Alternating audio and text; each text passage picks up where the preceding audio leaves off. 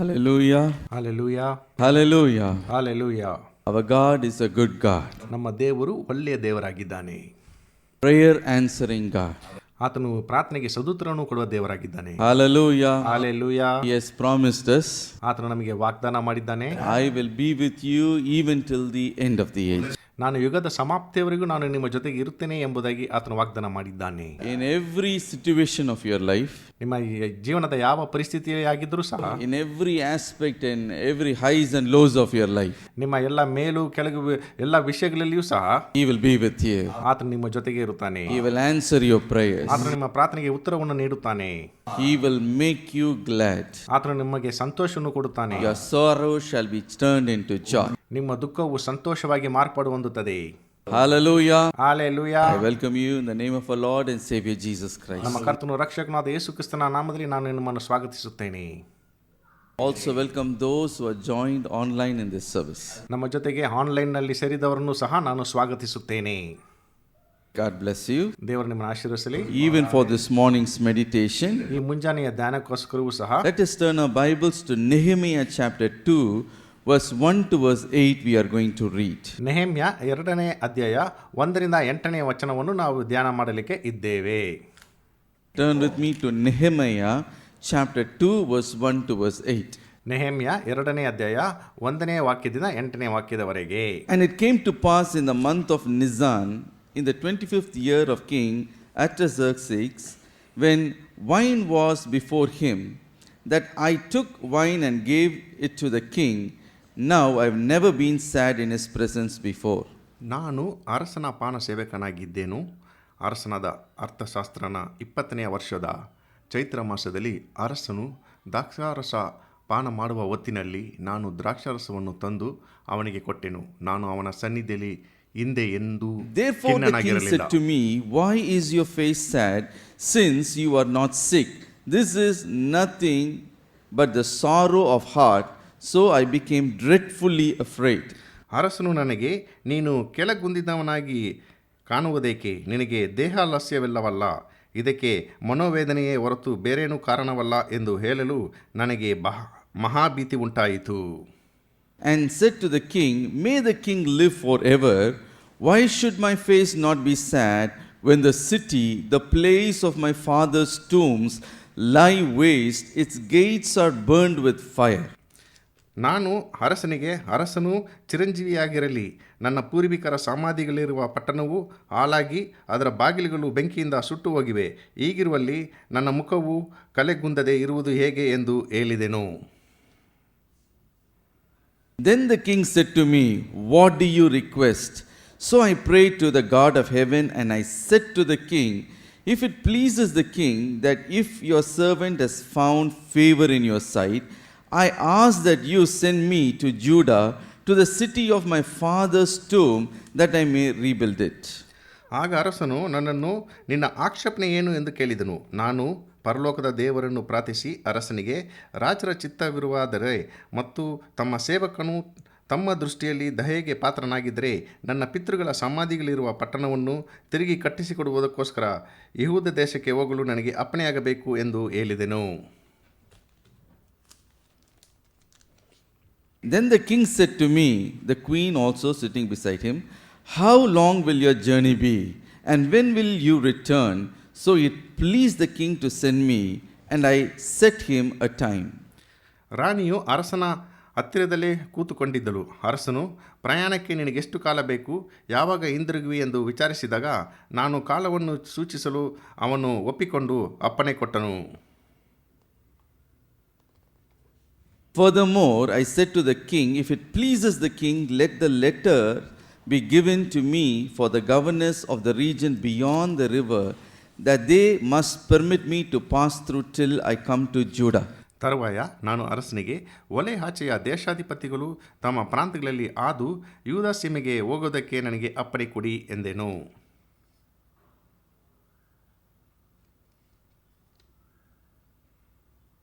And the letter to Asaph the keeper of the king's forest, that he must give me timber to make beams for the gates of the citadel, which pertains to the temple, for the city wall, and for the house that I will occupy. and the king granted them to me according to his good hand of my God upon me. ಹಾಗೂ ರಾಜವಾನ ಪಾಲನಾದ ಅಸ್ಸಾಫನ ದೇವಾಲಯದ ಕೋಟೆಯ ಬಾಗಿಲುಗಳು, ಪಟ್ಟಣದ ಪೌಳಿಗೋಡೆ, ನಾನು ಸೇರುವ ಮನೆ ಇವುಗಳಿಗೆ ಬೇಕಾಗುವ ತೋಲೆಗಳಿಗಾಗಿ ಮರಗಳನ್ನು ಕೊಡುವಾಗೂ ರಾಜರು ನನ್ನ ಕೈಯಲ್ಲಿ ಪತ್ರಗಳನ್ನು ದಯಮಾಡಬೇಕು ಎಂದು ಬಿನ್ನವಿಸಲು ನನ್ನ ದೇವರ ಕೃಪಾಹಸ್ತ ಪಾಲನೆಯ ನನಗಿದ್ದುದರಿಂದ ಅರಸನು ಅವುಗಳನ್ನು ನನಗೆ ಕೊಟ್ಟಿದ್ದಲ್ಲದೆ ನನ್ನನ್ನು ಸಾಗಗೊಳಿಸುವುದಕ್ಕೋಸ್ಕರ ಸೇನಾಧಿಪತಿಗಳನ್ನು ರಾತ್ರಿಯನ್ನು ಕಳಿಸಿದನು. Today we are going to meditate on the subject of ಇಂದು ನಾವು ಯಾವ ವಿಷಯವನ್ನು ಕುರಿತು ಧ್ಯಾನ ಮಾಡಲಿಕ್ಕಿದ್ದೇವೆ ಅಂದರೆ, the reward of your prayer shall be granted. ನೀವು ಪ್ರಾರ್ಥನೆ ಮಾಡುವುದಕ್ಕೆ ನಿಮಗೆ ಒಂದು ಬಹುಮಾನವು ದೊರಕುತ್ತದೆ. Hallelujah. Hallelujah. Here in the scripture portion, ಈ ಸತ್ಯವೇದದ ವಾಕ್ಯದಲ್ಲಿ we read about the outcome of the prayer of Nehemiah. ಇಲ್ಲಿ ನೆಹೆಮೀಯನು ಮಾಡಿದ ಪ್ರಾರ್ಥನೆಗೆ ಉತ್ತರವನ್ನು ದೊರಕಿದ್ದನ್ನು ನಾವು ನೋಡುತ್ತೇವೆ. His prayer was answered, his prayer was fulfilled. ಆತನ ಪ್ರಾರ್ಥನೆಗೆ ಉತ್ತರವು ಸಿಕ್ಕಿತು, ಆತನ ಪ್ರಾರ್ಥನೆಯು ನೆರವೇರಲ್ಪಟ್ಟಿತು. That is why in the 8th verse, last part he says, ಆದ್ದರಿಂದಲೇ 8ನೇ ಅಧ್ಯಾಯದ ಕಡೆಯ ಭಾಗದಲ್ಲಿ ಆತ ಹೇಳುತ್ತಾನೆ, and the king granted to me according to the good hand of my God upon me. ನನ್ನ ದೇವರ ಕೃಪಾ ಹಸ್ತ ಪಾಲನೆಯ ನನಗಿದ್ದರಿಂದ ಅರಸನು ಅವುಗಳನ್ನು ನನಗೆ ಕೊಟ್ಟಿದ್ದನು. Hallelujah. Hallelujah. Whatever I requested the king, he granted me. ನಾನು ರಾಜನಲ್ಲಿ ಏನೇನು ಬೇಡಿಕೊಂಡನೋ ಎಲ್ಲವನ್ನೂ ರಾಜನು ನನಗೆ ಕೊಟ್ಟನು. Because God's hand of favor was upon me. ಯಾಕಂದ್ರೆ ದೇವರ ಕೃಪಾ ಹಸ್ತವು ಅದು ನನ್ನ ಮೇಲೆ ಇದ್ದಿತು. My dear brothers and sisters, ನನ್ನ ಪ್ರಿಯ ಸಹೋದರ ಸಹೋದರಿಯರೇ, this morning, is it not our heart's desire that our prayer should be granted, rewarded and fulfilled? ಈ ಮುಂಜಾನೆಯು ನಮ್ಮ ಪ್ರಾರ್ಥನೆಯು ದೇವರಿಂದ ಉತ್ತರಿಸಲ್ಪಡಬೇಕು ಮತ್ತು ಅದಕ್ಕೆ ಒಂದು ಉಡುಗೊರೆ ಸಿಗಬೇಕು ಎಂಬುದು ಬಯಕೆ ನಮಗೆ ಇರುತ್ತದಲ್ಲವೇ? There is nothing more joyful and satisfying than to get our prayers answered. ನಮ್ಮ ಪ್ರಾರ್ಥನೆಗೆ ಉತ್ತರ ದೊರಕಿದರೆ ನಮಗೆ ಇರುವ ಸಂತೋಷ ಮತ್ತು ಅದಕ್ಕಿರುವ ಭಾಗ್ಯ ಯಾವುದಕ್ಕೂ ಇರುವುದಿಲ್ಲ. When God answers our prayers, what do? ದೇವರು ನಮ್ಮ ಪ್ರಾರ್ಥನೆಗೆ ಉತ್ತರವನ್ನು ಕೊಟ್ಟರೆ ನಾವು ಏನು ಮಾಡುತ್ತೇವೆ? Oh, we jump in joy. ನಾವು ಸಂತೋಷದಿಂದ ಕುಣಿದಾಡುತ್ತೇವೆ. We praise and thank God. ನಾವು ದೇವರಿಗೆ ಸ್ತೋತ್ರವನ್ನು ಸಲ್ಲಿಸಿ ಆತನನ್ನು ಕೊಂಡಾಡುತ್ತೇವೆ. We testify others and we say, I travailed in prayer and God has fulfilled the desire of my heart. ದೇವರು ನಮ್ಮ ಪ್ರಾರ್ಥನೆಗೆ ಉತ್ತರವನ್ನು ನೀಡಿದಾಗ ನಾವು ಇತರರಿಗೆ ದೇವರು ನಮ್ಮ ಹೃದಯದ ಆಕಾಂಕ್ಷೆಯನ್ನು ಈಡೇರಿಸಿದ್ದನ್ನು ಸಂತೋಷವಾಗಿ ನಾವು ಸಾಕ್ಷಿಯನ್ನು ಕೊಟ್ಟು ಆತನನ್ನು ಕೊಂಡಾಡುತ್ತೇವೆ. Before the prayer were answered, the face would have been a sad face. ನಮ್ಮ ಪ್ರಾರ್ಥನೆಗೆ ಉತ್ತರ ದೊರಕುವುದಕ್ಕಿಂತ ಮುಂಚೆ ನಮ್ಮ ಮುಖದಲ್ಲಿ ಬಹಳ ದುಃಖವೂ ಇರುತ್ತಿತ್ತು. But after the prayer is answered, ಆದರೆ ಪ್ರಾರ್ಥನೆಗೆ ಉತ್ತರ ದೊರಕಿದ ನಂತರ end to end they will have a very big smile. ಅವರು ಬಹಳ ಸಂತೋಷವಾಗಿ ನಗು ಮುಖದಲ್ಲಿ ಯಾವಾಗಲೂ ಇರುತ್ತಾರೆ. All the 32 teeth can be seen outside. ಅವರ 32 ಹಲ್ಲುಗಳು ಸಹ ನಾವು ಹೊರಗೆ ನೋಡಬಹುದು. So joyful they will be. ಅಂತ ಸಂತೋಷವಾಗಿ ಅವರು ಇರುತ್ತಾರೆ. Recently, Sister Sulochana from our church shared a testimony. ಇತ್ತೀಚೆಗೆ ನಮ್ಮ ಸಭೆಯ ಸುಲೋಚನಾ ಅವರು ಒಂದು ಸಾಕ್ಷಿಯನ್ನು ನೀಡಿದರು. She and her 2 children and her husband came to see me. ಆಕೆ ಮತ್ತು ಆಕೆ ಗಂಡ ಮತ್ತು 2 ಮಕ್ಕಳು ನನ್ನನ್ನು ನೋಡಲು ಬಂದರು. Every time she comes, she will come with tears. ಪ್ರತಿ ಸಾರಿ ಆಕೆ ನನ್ನನ್ನು ನೋಡಲು ಬರುವಾಗ ಕಣ್ಣೀರಿನಿಂದಲೇ ಬರುತ್ತಾ ಇದ್ದಳು. She is doing a government job. She had no promotion. ಆಕೆ ಸರ್ಕಾರಿ ಉದ್ಯೋಗವನ್ನು ಮಾಡುತ್ತಿದ್ದರೆ ಆದರೆ ಆಕೆಗೆ ಅದರಲ್ಲಿ ಪ್ರಮೋಷನ್ ಸಿಗುತ್ತಿಲ್ಲ. For many months she was praying and expecting. ಆಕೆ ಅನೇಕ ತಿಂಗಳಿಂದ ಪ್ರಾರ್ಥಿಸುತ್ತಿದ್ದಳು ಮತ್ತು ಎದುರು ನೋಡುತ್ತಾ ಇದ್ದಳು. But one day she received a prophetical word during the time of message. ಒಂದು ಸಾರಿ ನಾನು ಸಂದೇಶ ನೀಡುತ್ತಿರುವಾಗ ಆಕೆ ಅದರಿಂದ ಪ್ರವಾದನೆಯ ವಾಕ್ಯವನ್ನು ಹೊಂದಿಕೊಂಡಳು. The Lord shall give you the promotion. ದೇವರು ನಿನಗೆ ಪ್ರಮೋಷನ್ ಅನ್ನು ಕೊಡುತ್ತಾನೆ. This month he is going to give that for you. ಈ ತಿಂಗಳೇ ಆತನು ಅದನ್ನು ನಿನಗೆ ಕೊಡುತ್ತಾನೆ. She received by faith. ಆಕೆ ಅದನ್ನು ನಂಬಿಕೆಯಿಂದ ಅದನ್ನು ಹೊಂದಿಕೊಂಡಳು. But the situation was totally opposite to what the promise of God was.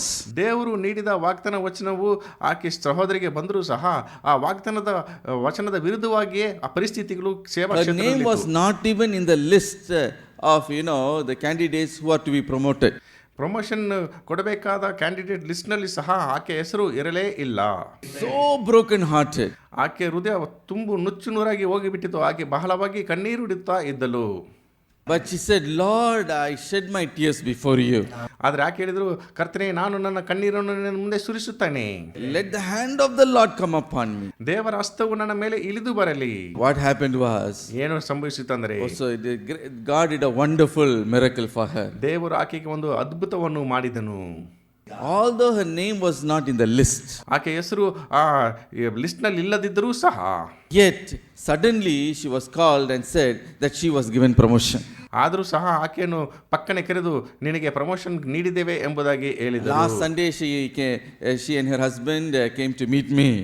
ಕಳೆದ ಭಾನುವಾರ ಆಕೆ ಮತ್ತು ಆಕೆ ಗಂಡ ನನ್ನನ್ನು ಬಂದು ಸಂಧಿಸಿದರು. I could see the smile in her face. ಆಕೆ ಮುಖದಲ್ಲಿ ನಾನು ನಗುವನ್ನು ನೋಡಿದೆನು. Oh, God answered my prayer. ಓ, ದೇವರು ನನ್ನ ಪ್ರಾರ್ಥನೆಗೆ ಉತ್ತರವನ್ನು ನೀಡಿದನು. What a great joy it is. ಎಂತ ಒಂದು ದೊಡ್ಡ ಸಂತೋಷವಲ್ಲವೇ. Nehemiah, he prayed, ನೆಹೆಮೀಯನು ಪ್ರಾರ್ಥಿಸಿದನು, and he got answer to his prayers. ದೇವರು ಆತನ ಪ್ರಾರ್ಥನೆಗೆ ಉತ್ತರವನ್ನು ನೀಡಿದನು. That is why he says, ಆದ್ರಿಂದಲೇ ಆತನು ಹೇಳುತ್ತಾನೆ, the hand of the Lord's favor, God's hand of favor was upon me. ನನ್ನ ದೇವರ ಕೃಪಾ ಹಸ್ತವು ನನ್ನ ಮೇಲೆ ಇತ್ತು. And whatever I granted the king, it was granted for me. ನಾನು ಏನೇನು ರಾಜನ ಬಳಿಗೆ ಕೇಳಿದನೋ ಅವೆಲ್ಲವೂ ರಾಜನು ನನಗೆ Even today, ಅನುಗ್ರಹಿಸಿದನು. the life of Nehemiah, his prayer life is as an example for us, a spiritual lesson for us. ಇಂದು ನೆಹೆಮೀಯನ ಜೀವನ, ನೆಹೆಮೀಯ ಪ್ರಾರ್ಥನೆಯು ಅದು ನಮಗೆ ಒಂದು ದೈವಿಕ ಪಾಠವಾಗಿ ನಾವು ಅದನ್ನು ಪರಿಗಣಿಸಬೇಕು. Hallelujah. Hallelujah. Look at Nehemiah's life. ನೆಹೆಮೀಯನ ಜೀವನವನ್ನು ಸ್ವಲ್ಪ ನೋಡಿರಿ. When did he live? ಆತನು ಯಾವಾಗ ಜೀವಿಸಿದನು? He lived in the time of the Persian king Artaxerxes. ಆತನು ಪರ್ಷಿಯಾ ದೇಶದ ರಾಜನಾದ ಅರ್ಥಶಾಸ್ತ್ರ ಸಮಯದಲ್ಲಿ And he ಜೀವಿಸುತ್ತಿದ್ದನು. was as a cup bearer for the king. ಆತನು ಅರಸನ ಪಾನ ಸೇವಕನಾಗಿದ್ದನು. He was working in the palace. ಆತನು ಅರಮನೆಯಲ್ಲಿ ಕೆಲಸ ಮಾಡುತ್ತಿದ್ದನು. It was the time still some of the people of Judah are still under captivity in ಆ Babylon. ಸಮಯದಲ್ಲಿ ಯಹೂದ ಜನರು ಬಾಬಿಲೋನ್ ರಾಜರ ಕೆಳಗೆ ಬಂಧನದಲ್ಲಿ ಇದ್ದರು. Only a portion of the people, have returned to Jerusalem to rebuild and reoccupy the ruined city. ಆ ಸಮಯದಲ್ಲಿ ಕೆಲವು ಯೋಧರು ಮಾತ್ರ ಹಿಂತಿರುಗಿ ಬಂದು ಅವರು ಆ ಮುರಿದು ಹೋದ ಪಟ್ಟಣವನ್ನು ಮತ್ತೆ ಪುನರ್ ಸ್ಥಾಪಿಸಿ ಪುನಃ ಅರಮನೆಯನ್ನು ಕಟ್ಟುವುದಕ್ಕಾಗಿ ಅವರು ಹಿಂತಿರುಗಿ During the ಬಂದರು. time of King Cyrus, they returned from Babylon to Jerusalem to rebuild Jerusalem city. Cyrus ಅರಸನ ಸಮಯದಲ್ಲಿ ಈ ಯಹೂದ್ಯರು ಬಾಬಿಲೋನಿನಿಂದ ಯೆರೂಸಲೇಮಿಗೆ ಬಂದು ಅವರು ಈ ಪಟ್ಟಣವನ್ನು ನಿರ್ಮಿಸಲು ಆರಂಭಿಸಿದರು. And they came, and however they were able to build the temple. ಅವರು ಬಂದರು ಮತ್ತು ಅವರು ದೇವಾಲಯವನ್ನು ಕಟ್ಟಿದರು. But there was one problem. ಆದರೆ ಒಂದು ಸಮಸ್ಯೆ ಅಲ್ಲಿತ್ತು. Nehemiah chapter 1 and verse 4, when you read, Nehemiah 1 ಮತ್ತು 4ನೇ ಅಧ್ಯಾಯವನ್ನು the people ಓದುವುದಾದರೆ, of Judah who came from captivity, they built the temple, but the walls were broken down. ಬಾಬಿಲೋನಿನಿಂದ ಬಂದ ಯಹೂದ್ಯ ಜನರು ದೇವಾಲಯವನ್ನು ಏನೋ ಕಟ್ಟಿದರು, ಆದರೆ ಆ ದೇವಾಲಯದ ಗೋಡೆಗಳೆಲ್ಲವೂ ಅದು ಬಿದ್ದು ಹೋಗಿತ್ತು, ಅದೆಲ್ಲವೂ ನಾಶವಾಗಿ ಹೋಗಿತ್ತು. The city's walls were broken down, the gates were burned with fire. ಆ ಪಟ್ಟಣದ ಗೋಡೆಗಳೆಲ್ಲವೂ ಕೆಳಗೆ ಬಿದ್ದು ನಾಶವಾಗಿತ್ತು ಮತ್ತು ಆ ಪಟ್ಟಣವು ಬೆಂಕಿಯಿಂದ ಸುಡಲ್ಪಟ್ಟಿತು. And the enemies took advantage of their defenselessness and attacked them whenever they wanted. ಇದನ್ನೇ ಶತ್ರುಗಳು ಒಂದು ಸಮಯವೊಂದು ಪರಿಗಣಿಸಿಕೊಂಡು ಅವರು ಯಾವಾಗ ಬೇಕಾದರೂ ಯಹೂದ ಪಟ್ಟಣವನ್ನು ಅವರು ದಾಳಿ ಮಾಡುತ್ತಲೇ ಇದ್ದರು. Oh, they put them to great suffering and reproach. ಅವರು ಯಾವಾಗಲೂ ಯಹೂದ ಜನರಿಗೆ ಬಹಳ ತೊಂದರೆ ಮತ್ತು ವೇದನೆಯನ್ನು ಕೊಡುತ್ತಲೇ ಇದ್ದರು. The people of Judah went through great trouble. ಯಹೂದ ಜನರು ಬಹಳ ಸಂಕಷ್ಟಗಳ ಮಧ್ಯದಲ್ಲಿ ಹಾದು ಹೋದರು. All this news that is happening in the land of Judah, this Nehemiah was living in Babylon as a cupbearer in the king's palace. He hears about the news. ಈ ಎಲ್ಲ ಸಂಗತಿಗಳು ಯಹೂದ ಪಟ್ಟಣದಲ್ಲಿ ನಡೆಯುವುದು ನೆಹೆಮೀಯನು ಬಾಬಿಲೋನಿನಲ್ಲಿ ಒಬ್ಬ ಪಾನ ಸೇವಕನಾಗಿ ಕೆಲಸ ಮಾಡುತ್ತಿರುವ ಸಮಯದಲ್ಲಿ ಆತನ ಕಿವಿಗೆ ಇವೆಲ್ಲವೂ ಬಂದು ಆತನ ಕೇಳಿಸ್ತಾ How ಇದ್ದನು. his people are suffering in Jerusalem. ಹೇಗೆ ಆತನ ಜನರು ಯೆರೂಸಲೇಮಿನಲ್ಲಿ ವೇದನೆಗೆ ಒಳಗಾಗಿದ್ದಾರೆ, How they are being reproached. ಹೇಗೆ ಅವರು ಹಿಂಸೆಗೆ ಒಳಗಾಗಿದ್ದಾರೆ, How they are being killed. ಅವರು ಯಾವ ರೀತಿ ಕೊಲ್ಲಲ್ಪಡುತ್ತಾ ಇದ್ದಾರೆ, How they are being humiliated. ಅವರು ಯಾವ ರೀತಿ ಅವಮಾನಕ್ಕೆ ಒಳಪಡುತ್ತಿದ್ದಾರೆ, ಅಪಹಾಸ್ಯಕ್ಕೆ When ಒಳಪಡುತ್ತಿದ್ದಾರೆ. Nehemiah heard that, ನೆಹೆಮೀಯನು ಇದನ್ನು ಕೇಳಿಕೊಂಡಾಗ, His heart broke within him. ಆತನ ಹೃದಯವು ಆತನೊಳಗೆ ಒಡೆದು ಹೋಯಿತು. He was filled with sorrow. ಆತನು ಬಹಳ ದುಃಖದಿಂದ ತುಂಬಿಸಲ್ಪಟ್ಟನು. He sat down, he moaned and he wept. ಆತನ ಕೆಳಗೆ ಕುಳಿತುಕೊಂಡನು, ಅಳುತ್ತಾ ಇದ್ದನು ಮತ್ತು ಗೋಳಾಡುತ್ತಾ ಇದ್ದನು. Many days he was weeping. ಅನೇಕ ದಿನಗಳ ಕಾಲ ಆತನು ಅಳುತ್ತಾ ಮತ್ತು ಗೋಳಾಡುತ್ತಲೇ ಇದ್ದನು. He began to fast and pray for his people. ಆತನು ತನ್ನ ಜನರಿಗೋಸ್ಕರ ಉಪವಾಸದಿಂದ ಪ್ರಾರ್ಥನೆ ಮಾಡಲು ಆರಂಭಿಸಿದನು. My dear brothers and sisters, ನನ್ನ ಪ್ರಿಯ ಸಹೋದರ ಸಹೋದರಿಯರೇ, Nehemiah's prayer did not go in vain. ನೆಹೆಮೀಯನು ಮಾಡಿದ ಪ್ರಾರ್ಥನೆಯು ಅದು ವ್ಯರ್ಥವಾಗಿ ಹೋಗಲಿಲ್ಲ. His prayer was answered. ಆತನ ಪ್ರಾರ್ಥನೆಗೆ ಉತ್ತರವು ದೊರಕಿತು. He saw the reward for his prayer. ನೆಹೆಮೀಯನು ಆತನ ಪ್ರಾರ್ಥನೆಗೆ ಒಂದು ಬಿರುದನ್ನು ಸಹ That ನೋಡಿದನು. is why he says, ಆದ್ರಿಂದಲೇ ಆತನು ಹೇಳುತ್ತಾನೆ, the hand of God, God's hand of favor was upon me. The king granted whatever I requested. ನನ್ನ ದೇವರ ಕೃಪಾ ಹಸ್ತದ ಪಾಲನೆ ನನಗಿದ್ದರಿಂದ ಅರಸನು ಅವುಗಳೆಲ್ಲವನ್ನು ನನಗೆ ಕೊಟ್ಟನು ಎಂಬುದಾಗಿ ನೆಹೆಮೀಯನು ಹೇಳುತ್ತಾನೆ. Hallelujah. Hallelujah. Today we are going to meditate ಇಂದು ನಾವು ಧ್ಯಾನ ಮಾಡಲಿಕ್ಕಿದ್ದೇವೆ. from the life of Nehemiah, his prayer and his characteristic, how he was able to receive his answer from the Lord. ನೆಹೆಮೀಯನಿಂದ ನೆಹೆಮೀಯನ ಗುಣಾತಿಶಯ, ನೆಹೆಮೀಯನ ಪ್ರಾರ್ಥನೆ ಮತ್ತು ಯಾವ ರೀತಿ ಆತನು ಪ್ರಾರ್ಥನೆ ಮಾಡಿದಾಗ ದೇವರಿಂದ ಆತನು ಉತ್ತರವನ್ನು ಪಡೆದನು ಎಂಬುದಾಗಿ ನಾವು ಇಂದು ಧ್ಯಾನ I ಮಾಡಿದ್ದೇವೆ. believe it is going to be a blessing for us. ನನಗೆ ಗೊತ್ತು ಅದು ನಿಮಗೆ ಒಂದು ಆಶೀರ್ವಾದವಾಗಿರುತ್ತದೆ ಎಂಬುದಾಗಿ. You are going to get your prayers answered. ನೀವು ಸಹ ನಿಮ್ಮ ಪ್ರಾರ್ಥನೆಗೆ ಉತ್ತರವನ್ನು ಕಂಡುಕೊಳ್ಳುವಿರಿ. Like Nehemiah, you are going to be joyful. ನೆಹೆಮೀಯನಂತೆ ನೀವು ಸಹ ಸಂತೋಷವಾಗಿ ಇರುತ್ತೀರಾ. Hallelujah. Hallelujah. The first thing to consider is, ಮೊದಲನೇ ಸಂಗತಿ ನಾವು ನೋಡಬೇಕಾಗಿದ್ದು, it was a steadfast, fervent prayer. ಅದು ಆತನು ಎಡೆಬಿಡದೆ ದೃಢವಾಗಿ ಮಾಡಿದ ಪ್ರಾರ್ಥನೆ ಆಗಿತ್ತು. Nehemiah chapter 1 and verse 4 says, Nehemiah 1ನೇ ಅಧ್ಯಾಯ 4ನೇ ವಚನವು ಹೇಳುತ್ತದೆ, So it was when I heard these words that I sat down and wept and moaned for many days. I was fasting and praying before God of heaven. ನಾನು ಈ ವರ್ತಮಾನವನ್ನು ಕೇಳಿದಾಗ ನೆಲದ ಮೇಲೆ ಕೂತುಕೊಂಡು ಅತ್ತನು. ಕೆಲವು ದಿವಸಗಳವರೆಗೂ ಶೋಕಿಸುತ್ತಾ ಉಪವಾಸವಾಗಿದ್ದು ಪರಲೋಕದ ದೇವರ ಮುಂದೆ ವಿಜ್ಞಾಪನೆ ಮಾಡುತ್ತಾ Here ಇದ್ದೇನೆ. we see, ಇಲ್ಲಿ ನಾವು ನೋಡುತ್ತೇವೆ, Nehemiah's prayer was not a casual prayer. Nehemiah ಮಾಡಿದ ಪ್ರಾರ್ಥನೆ ಅದು ಯಾವುದೋ ಒಂದು ರೀತಿಯ ಪ್ರಾರ್ಥನೆ ಅದು ಆಗಿರಲಿಲ್ಲ. But his prayer was an uncompromising, steadfast, fervent prayer. ಆತನ ಪ್ರಾರ್ಥನೆಯು ಅದು ಎಡೆಬಿಡದೆ ದೃಢವಾದ ಅದು ಪ್ರಾರ್ಥನೆ ಆಗಿತ್ತು. In other words, ಇನ್ನೊಂದು ರೀತಿಯಲ್ಲಿ ಹೇಳಬೇಕಾದ್ರೆ, Nehemiah would not give up until God would answer his prayer. ನೆಹೆಮೀಯನು ಮಾಡಿದ ಪ್ರಾರ್ಥನೆಗೆ ಉತ್ತರ ಸಿಗುವವರೆಗೂ ನೆಹೆಮೀಯನು ದೃಢವಾಗಿ ಆತನು ದೇವರಲ್ಲಿ ಪ್ರಾರ್ಥಿಸುತ್ತಲೇ ಇದ್ದನು. ಯಾಕಂದ್ರೆ ಆತನು ಮಾಡಿದ ಪ್ರಾರ್ಥನೆಗೆ ದೇವರಿಂದ ಉತ್ತರ ಸಿಗಬೇಕು ಎಂಬುದರ ನಿಮಿತ್ತವಾಗಿ. How long did he pray? ಎಷ್ಟು ಕಾಲ ಆತನು ಪ್ರಾರ್ಥಿಸಿದನು? He prayed almost 90 days or 3 months. ಆತನು 3 ತಿಂಗಳು ಅಥವಾ 90 ದಿನಗಳ ಕಾಲ ಸತತವಾಗಿ ಎಡೆಬಿಡದೆ ಆತನು ಪ್ರಾರ್ಥಿಸುತ್ತಲೇ ಇದ್ದನು. How do we know that? ಹೇಗೆ ನಮಗೆ ಅದು ಗೊತ್ತಾಗುತ್ತದೆ? When you read Nehemiah chapter 1 and verse 1, ನಾವು ನೆಹೆಮೀಯ 1ನೇ ಅಧ್ಯಾಯ 1ನೇ ವಚನವನ್ನು ನೋಡುವುದಾದರೆ, Nehemiah chapter 2 and verse 1, Nehemiah 2ನೇ ಅಧ್ಯಾಯ 1ನೇ ವಚನವನ್ನು ನೋಡುವುದಾದರೆ, from the month of Chislev to the month of Nisan is 3 months. Margashirsha ಮಾಸದಿಂದ Chaitra ಮಾಸದವರೆಗೆ ಇರುವ ಇದು 3 ತಿಂಗಳು ಕಾಲ. So from the month of Chislev to the month of Nisan, this Nehemiah started his prayer. Margashirsha ಮಾಸದಿಂದ Chaitra ಮಾಸದವರೆಗೂ ಈ ನೆಹೆಮೀಯನು ತನ್ನ ಪ್ರಾರ್ಥನೆಯನ್ನು Not ಆರಂಭಿಸಿದನು. 1 day or 2 days, ಒಂದು ದಿನ ಅಥವಾ 2 ದಿನಗಳು ಮಾತ್ರವಲ್ಲ, 1 week or 1 month, ಒಂದು ವಾರ ಅಥವಾ ಒಂದು ತಿಂಗಳಲ್ಲ, 90 days of steadfast prayer till God's hand would be moved for his people. 90 ದಿನಗಳ ಕಾಲ ಅಂದರೆ 3 ತಿಂಗಳ ಕಾಲ ಎಡೆಬಿಡದೆ ದೃಢವಾಗಿ ನೆಹೆಮೀಯನು ಪ್ರಾರ್ಥನೆ ಮಾಡುತ್ತಲೇ ಇದ್ದನು. ಯಾಕಂದ್ರೆ ದೇವರ ಹಸ್ತವು ಆತನ ಪ್ರಾರ್ಥನೆಗೆ ಉತ್ತರವನ್ನು ಕೊಡಬೇಕು ಎಂಬುದರ ನಿಮಿತ್ತವಾಗಿ ನೆಹೆಮೀಯನು ಪ್ರಾರ್ಥಿಸಲೇ ಇದ್ದನು. He poured himself out in prayer. ಆತನು ತನ್ನನ್ನೇ ದೇವರಿಗೆ ಪ್ರಾರ್ಥನೆ ಮೂಲಕ ಸಮರ್ಪಿಸಿದನು. What does this teach us? ಇದು ಏನು ನಮಗೆ ಬೋಧಿಸುತ್ತದೆ? Like Nehemiah, we should pray fervently and not just casually. ನಾವು ನೆಹೆಮೀಯನಂತೆ ಎಡೆಬಿಡದೆ ದೃಢವಾಗಿ ಪ್ರಾರ್ಥಿಸಬೇಕು, ಯಾವುದೋ ಸುಮ್ಮನೆ ನಾವು ಪ್ರಾರ್ಥಿಸಬಾರದು. Many times what do we do? ಅನೇಕ ಸಾರಿ ನಾವು ಏನು ಮಾಡುತ್ತೇವೆ, 1 or 2 days we pray for a particular issue that we are facing. ನಾವು ಜೀವನದಲ್ಲಿ ಸಂಭವಿಸುವ ಯಾವುದೋ ಒಂದು ಸಂಗತಿಗೋಸ್ಕರ 1 ಅಥವಾ 2 ದಿವಸಗಳು ಪ್ರಾರ್ಥಿಸುತ್ತೇವೆ. And then maybe we will just forget another 4 days, and whenever we have some time we'll pray here and there. ಅದಾದ ನಂತರ 4 ದಿನಗಳು ಅದನ್ನು ಮರೆತು ಬಿಡುತ್ತೇವೆ. ನಂತರ ನಮಗೆ ಏನಾದರೂ ಅಗತ್ಯತೆ ಇದ್ದರೆ ನಾವು ಆ ಸಮಯದಲ್ಲಿ ಸಮಯದಲ್ಲಿ ಪ್ರಾರ್ಥನೆ ಮಾಡುತ್ತೇವೆ. After 1 week, prayer will completely stop. ಒಂದು ವಾರದ ನಂತರ ಪ್ರಾರ್ಥನೆಯು ಸಂಪೂರ್ಣವಾಗಿ ನಿಂತು ಹೋಗುತ್ತದೆ. After that, we will only be worrying and worrying and worrying and grumbling and worrying. ನಾವು ಅದಾದ ನಂತರ ಬಹಳಷ್ಟು ಚಿಂತೆ ಮಾಡುತ್ತಾ ಗುಣಗುಟ್ಟುತ್ತಲೇ ಯಾವಾಗಲೂ ನಾವು ಚಿಂತೆ ಮಾಡುತ್ತಲೇ ಇರುತ್ತೇವೆ.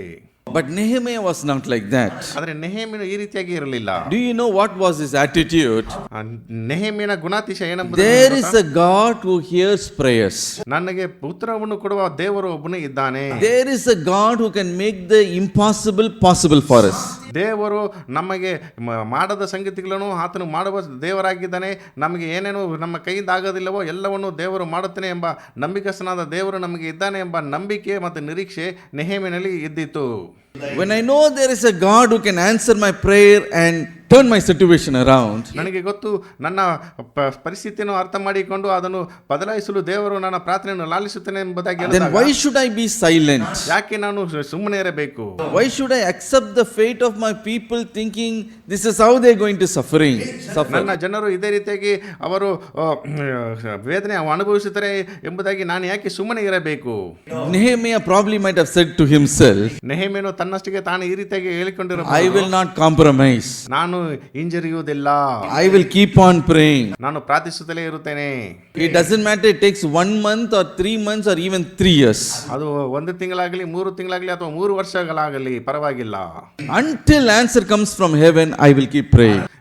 ಪರಲೋಕದಿಂದ ಉತ್ತರವು ಬರುವ ತನಕ ನಾನು ಪ್ರಾರ್ಥಿಸುತ್ತಲೇ That ಇರುತ್ತೇನೆ. was the attitude of Nehemiah. ಇದೇ ನೆಹೆಮೀಯನ ಗುಣವಾಗಿತ್ತು. And that is why his prayer was a prevailing prayer. ಆದ್ದರಿಂದಲೇ ಆತನ ಪ್ರಾರ್ಥನೆಯು ದೃಢವಾದ ಪ್ರಾರ್ಥನೆ ಆಗಿತ್ತು. In James chapter 5 and verse 16 we read, ನಾವು ಯಾಕೋಬ 5:16 ಈ ರೀತಿಯಾಗಿ ಓದುತ್ತೇವೆ, the effective fervent prayer of a righteous man avails much. ನೀತಿವಂತನ ಅತ್ಯಾಸಕ್ತಿಯುಳ್ಳ ವಿಜ್ಞಾಪನೆಯು ಬಹು ಬಲವಾಗಿದೆ. Hallelujah. Hallelujah.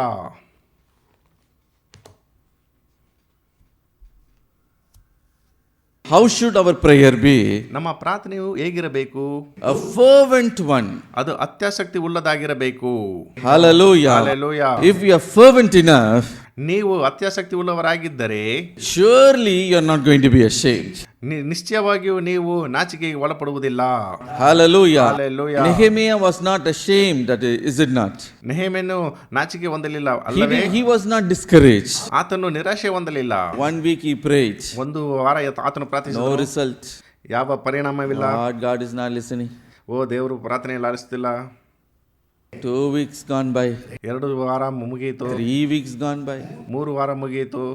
I am not going to pray anymore. ಇನ್ನು ಮೇಲೆ ನಾನು ಪ್ರಾರ್ಥಿಸುವುದಿಲ್ಲ. No, Nehemiah was not like that. ಇಲ್ಲ, ನೆಹೆಮೀಯನು ಈ ರೀತಿಯಾಗಿರಲಿಲ್ಲ. God is looking at how I am, how determined I am.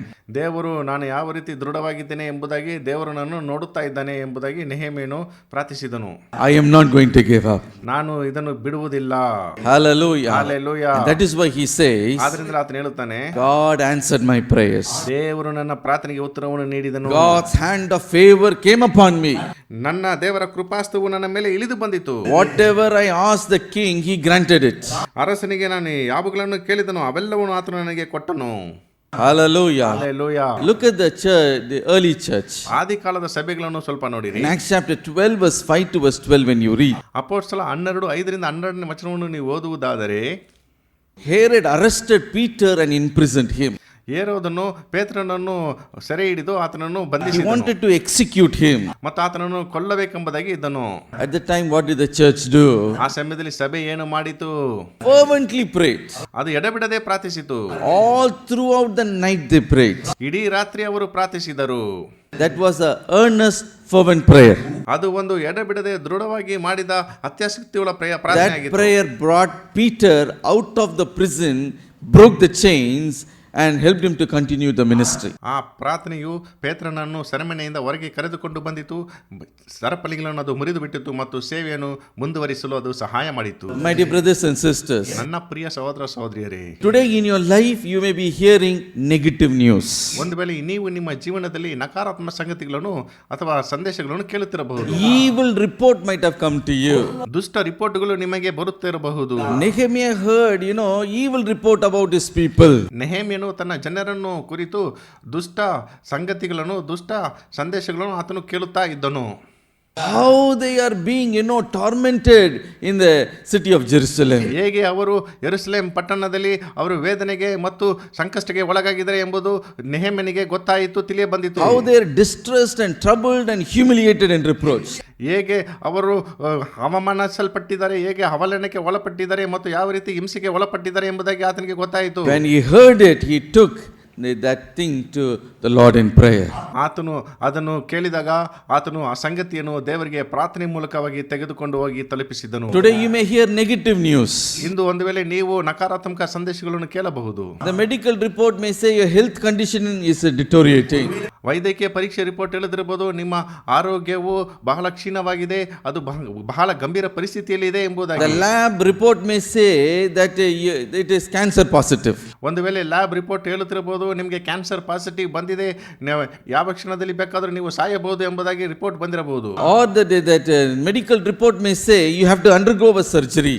ಅಥವಾ ಆ ವೈದ್ಯಕೀಯ ಪರೀಕ್ಷೆ ರಿಪೋರ್ಟ್ ಹೇಳುತ್ತಿರಬಹುದು, ನೀವು ಈ ವೇದನೆ ನಿಮಿತ್ತವಾಗಿ ಒಂದು ಶಸ್ತ್ರಚಿಕಿತ್ಸೆಗೆ ಒಳಗಾಗಬೇಕು ಎಂಬುದಾಗಿ ಅದು ಬಂದಿರಬಹುದು report. The medical report may say you will not have a child, you will not conceive. Medical report ಹೇಳುತ್ತಿರಬಹುದು, ನಿಮಗೆ ಮಕ್ಕಳಾಗುವುದಿಲ್ಲ, ನೀವು ನಿಮ್ಮನೆ ಎಂದು ಗರ್ಭ ಧರಿಸುವುದಿಲ್ಲ ಎಂಬುದಾಗಿ. You may hear negative report about your children also. ನೀವು ನಿಮ್ಮ ಮಕ್ಕಳನ್ನು ಕುರಿತು ನಕಾರಾತ್ಮಕ ಸಂಗತಿಗಳನ್ನು ಸಹ ಕೇಳಬಹುದು. In your workplace you may hear negative report about you. ನಿಮ್ಮ ಸೇವಾ ಕ್ಷೇತ್ರದಲ್ಲೂ ಸಹ ನೀವು ನಕಾರಾತ್ಮಕ ಸಂಗತಿಗಳನ್ನು ಕೇಳಬಹುದು. In your education you may face setbacks and your report may be negative. ನಿಮ್ಮ ವಿದ್ಯಾಭ್ಯಾಸದಲ್ಲಿ ನೀವು ಬಹಳ ಹಿಂಜಾರಿ, ನಿಮ್ಮ ರಿಪೋರ್ಟ್ಗಳು ಬಹಳ ಹಿಂದೆ Oh, you may apply for something, it may be rejected. ನೀವು ಯಾವುದಕ್ಕೋ ಒಂದು ನೀವು ಅಪ್ಲೈ ಮಾಡಿರಬಹುದು, ಅದು ರಿಜೆಕ್ಟ್ ಆಗಿರಬಹುದು. Job application rejected, they may say. ನಿಮ್ಮ ಕೆಲಸದ ಅರ್ಜಿಯು ಅದು ರಿಜೆಕ್ಟ್ ಆಗಿರಬಹುದು. Visa rejected, they may say. ಅವ್ರು ಹೇಳಬಹುದು ನಿಮ್ಮ ವೀಸಾ ರಿಜೆಕ್ಟ್ ಆಗಿದೆ ಎಂಬುದಾಗಿ. Promotion rejected, they may say. ಅವ್ರು ಹೇಳಬಹುದು ನಿಮಗೆ ಪ್ರಮೋಷನ್ ರಿಜೆಕ್ಟ್ ಆಗಿದೆ ಎಂಬುದಾಗಿ. Every day we hear so many negative reports. ಇದೇ ರೀತಿಯಾಗಿ ನಾವು ಅನೇಕ ನಕಾರಾತ್ಮಕ ಸಂಗತಿಗಳನ್ನು ನಾವು ಕೇಳುತ್ತೇವೆ. Like Nehemiah, you may be distressed, you may sit, you may mourn, you may weep. ನೀವು ನೆಹೆಮೀಯನಂತೆ ಕೂತುಕೊಂಡು ಅಳುತ್ತಿರಬಹುದು, ಗೋಳಾಡುತ್ತಿರಬಹುದು, ನರಳಾಡುತ್ತಿರಬಹುದು. My dear brothers and sisters, ಆದರೆ ನನ್ನ ಪ್ರಿಯ ಸಹೋದರ ಸಹೋದರಿಯರೇ, it is then like Nehemiah we should take the issue that you are facing in prayer to God. ಯಾವ ರೀತಿ ನೆಹೆಮೀಯನು ಎಲ್ಲ ಸಂಗತಿಗಳನ್ನು ಪ್ರಾರ್ಥನೆ ಮುಖಾಂತರವಾಗಿ ದೇವರಿಗೆ ತಲುಪಿಸಿದನೋ ಅದೇ ರೀತಿಯಾಗಿ ನಾವು ನಮ್ಮ ಎಲ್ಲ ಸಂಗತಿಗಳನ್ನು ಯೇಸು ಕ್ರಿಸ್ತನಿಗೆ ನಮ್ಮ ಪ್ರಾರ್ಥನೆ ಮುಖಾಂತರ ಎಲ್ಲವನ್ನು ತಲುಪಿಸಬೇಕು. Hallelujah. Hallelujah. How long did Nehemiah pray? ಎಷ್ಟು ಸಮಯ ನೆಹೆಮೀಯನು ಪ್ರಾರ್ಥಿಸುತ್ತಲೇ ಇದ್ದನು? Until answer came from heaven. ಪರಲೋಕದಿಂದ ಉತ್ತರ ಬರುವವರೆಗೂ. How long we should pray? ನಾವು ಎಷ್ಟು ಸಮಯ ಪ್ರಾರ್ಥಿಸಬೇಕು? Psalm 123 and verse 2 says, ಕೀರ್ತನೆ 123:2 ಹೇಳುತ್ತದೆ, Behold, as the eyes of the servant look to the hand of their masters, as the eyes of the maid servant to the hand of her mistress, so our eyes look to the Lord our God until he has mercy on us. ಯಜಮಾನನ ಕೈಯನ್ನು ದಾಸನ ಕಣ್ಣುಗಳು, ಯಜಮಾನಿಯ ಕೈಯನ್ನು ದಾಸಿಯ ಕಣ್ಣುಗಳು ನೋಡುವ ಪ್ರಕಾರವೇ ನಮ್ಮ ಕಣ್ಣುಗಳು ನಮ್ಮ ಯೆಹೋವನ ದೇವರನ್ನು ನೋಡುತ್ತಾ ಆತನ ಕಟಾಕ್ಷವನ್ನು ನಿರೀಕ್ಷಿಸಿಕೊಂಡಿವೆ. Hallelujah. Hallelujah. Until mercy comes from us, ದೇವರಿಂದ ಕರುಣೆ ಬರುವವರೆಗೂ our eyes, our prayers will not cease. ನಮ್ಮ ಕಣ್ಣುಗಳು, ನಮ್ಮ ಪ್ರಾರ್ಥನೆಗಳು ಅದು ನಿಂತು ಹೋಗುವುದಿಲ್ಲ. A person who has such an attitude, ಒಬ್ಬ ವ್ಯಕ್ತಿಗೆ ಈ ರೀತಿಯಾದ ಒಂದು ಸ್ವಭಾವವಿದ್ದರೆ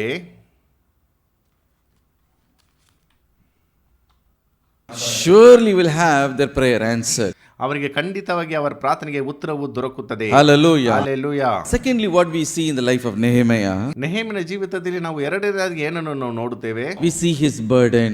ನಾವು ಆತನ ಭಾರವನ್ನು ನೋಡುತ್ತೇವೆ. Nehemiah 2 and verse 2. Nehemiah 2:2. Therefore the king said to me, why is your face sad? Since you are not sick, this is nothing but the sorrow of heart. So I became dreadfully afraid.